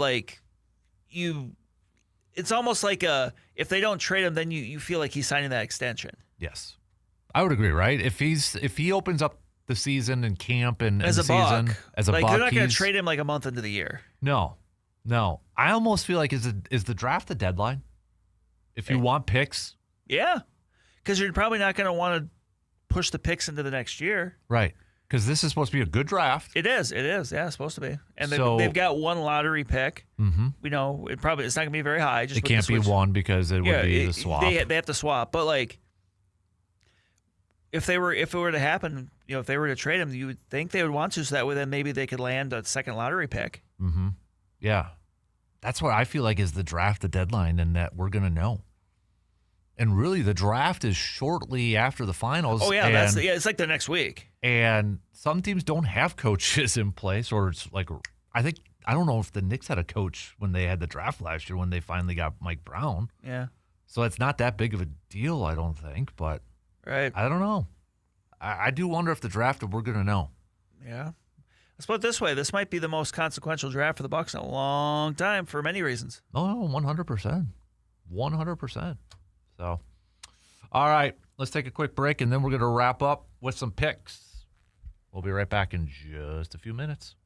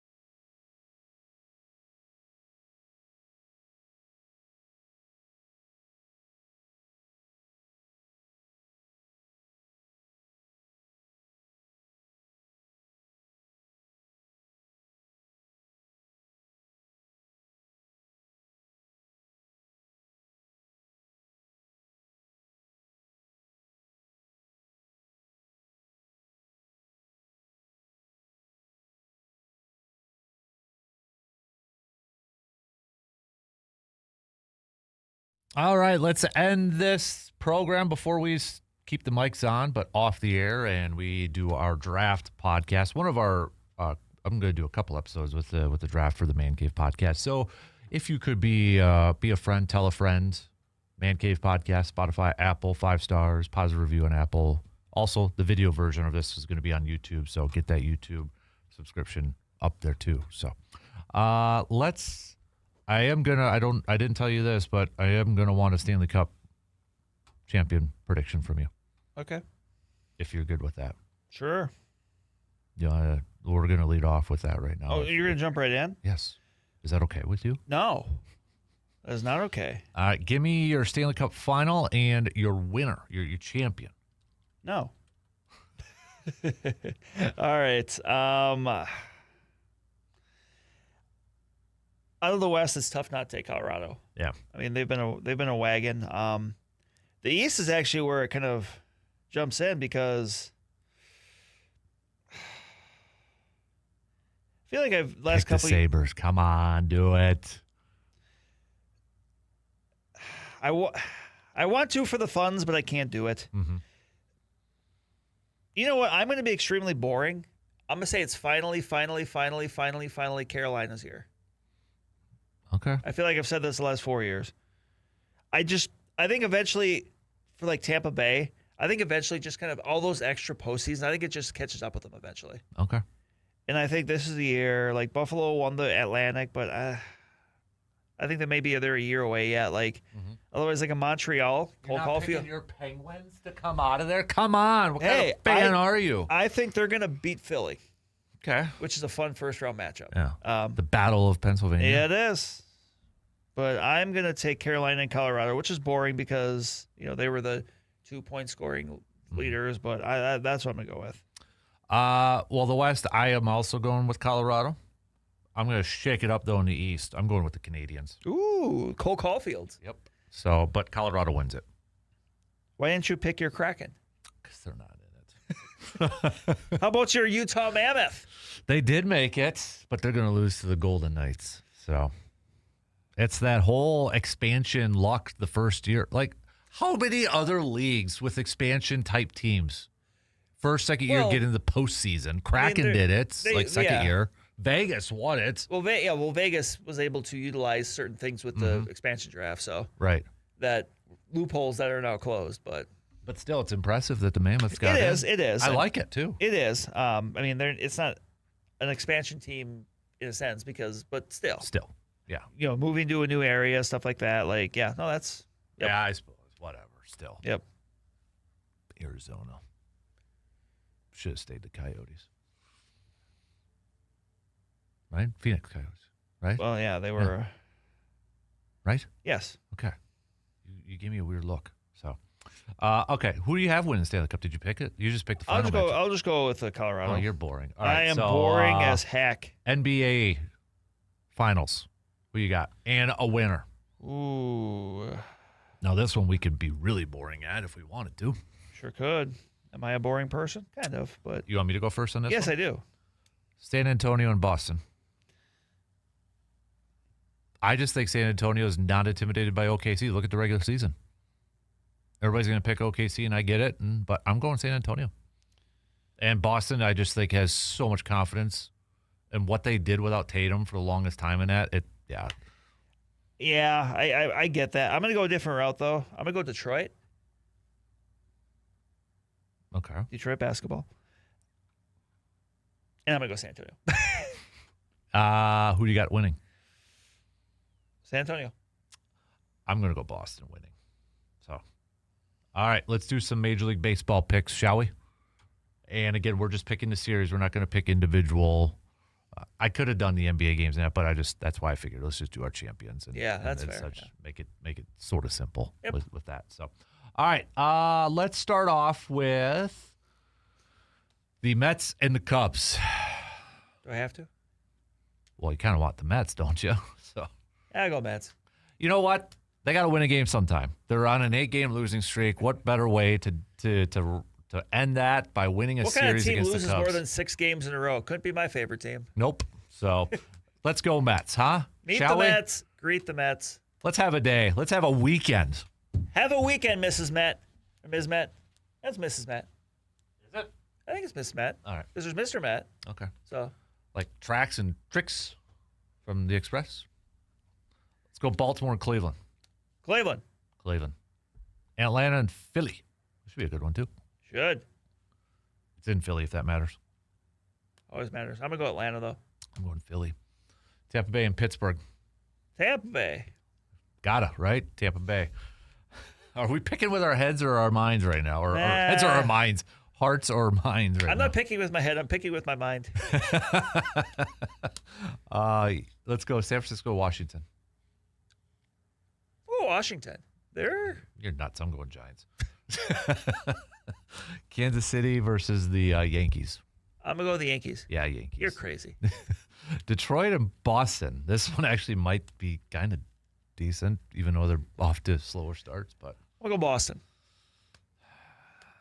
Yeah, I want to go Boston. Cincinnati, and for right now, the first place, Minnesota Twins. Brewers fans, you got to be Twins fans. Win Twins. Why not? Let's go Twins. Cardinals, Astros. Astros. Astros, too. Dodgers and the Rockies. Do it. I'm going to pick with my head and my mind on this. I'm going to go Dodgers. I'll go Dodgers, too. Padres versus the Angels. Padres. Yeah, I'll go with the Fathers. Yeah, the Friars. I'll go Padres. So, White Sox, Athletics. Aaron Savali's on the mound. Yeah, Brewers legend. And White Sox legend, too. So, hey, now. I'm going to go the Athletics. I don't think they win today, but I'll go with the Athletics. And that's all offense to Aaron Savali. Texas versus Seattle. Ooh, Jacob deGrom versus Logan Gilbert tonight, too. Some power there. I'm going to go with Seattle. Yeah. Toronto and Arizona. Toronto. I'll go Toronto. Eric Lauer going for Toronto tonight. So, and then Milwaukee versus Miami. I'm going to go with Milwaukee for 2 or 3. Mm-hmm. I think they win there. I don't think they win tonight, but I'll go next 2. By the way, when you said all offense to Aaron Savali, I love Aaron Savali because he got Andrew Vaughn. Yeah. I'm not ready to go all in on Andrew Vaughn yet. I'm not either, but I'm just saying they got a lot more of it. They've already got. Yeah. I mean, they got way more out of Andrew Vaughn than they did Aaron Savali. So that's true. If he didn't throw a temper tantrum, we wouldn't have gotten Andrew Vaughn. So thank you. Yeah, I stand corrected. I apologize. I am sorry. Sorry. You are right. Sorry. In honor of your Montreal Canadiens Stanley Cup Finals pick, sorry. Mm-hmm. It's got, and then we got another Stanley. It's USA versus Canada for a Stanley Cup. Come on, you didn't. I didn't even think, but no. Yeah. And then only for the U.S. to deny Canada again. Yes. At least this time I could feel a little bit better about cheering for the American team. I'm not a Florida Panthers or Tampa Bay Lightning person. I want to see someone else. Yeah. So. But you don't have that. I have. No, that's that. what I mean. That's what I mean. That's why I would feel a little bit better cheering for the American team in that scenario. Mm-hmm. Yeah. Although if Montreal won, I would be happy for Cole Caulfield. Right. I mean, he had a good season this year too. Stevens Point legend. 50 goals, over 50 goals. So. Stevens Point legend. Mm-hmm. Stevens Point's a good hockey program. Pavelski, Caulfield. Oh, I think what Pavelski had. Okay, so anybody else? Was it Plover? Yeah, I think he was Plover. Yeah, don't want to lump them together like the old Stanley Boyd thing. Don't want to do that. I don't know if that's something over there where I lived in Plover for a hot minute. Okay, I appreciate Stanley and Boyd. I have a friend that lives in Plover. I lived there for a year, right out of college when I worked at the Y. Was the water park still there? No. Okay, this is where I was. This is really quick. I only got 30 seconds. So when I was the sports director at the Y, I actually lived in an apartment in Plover. And no, the water park was not there. But you know what was there? It was an IHOP, and I never went to the IHOP. Now, as an older man, so disappointed. But they have the best Chinese food there. It's called Bamboo House. You could say IHOP had the best Chinese food. No. I don't think you feel like hopping after that. No. So, all right. We're going to record a podcast. Have a good weekend, everybody. Be safe with the weather today. We'll talk to you on Monday.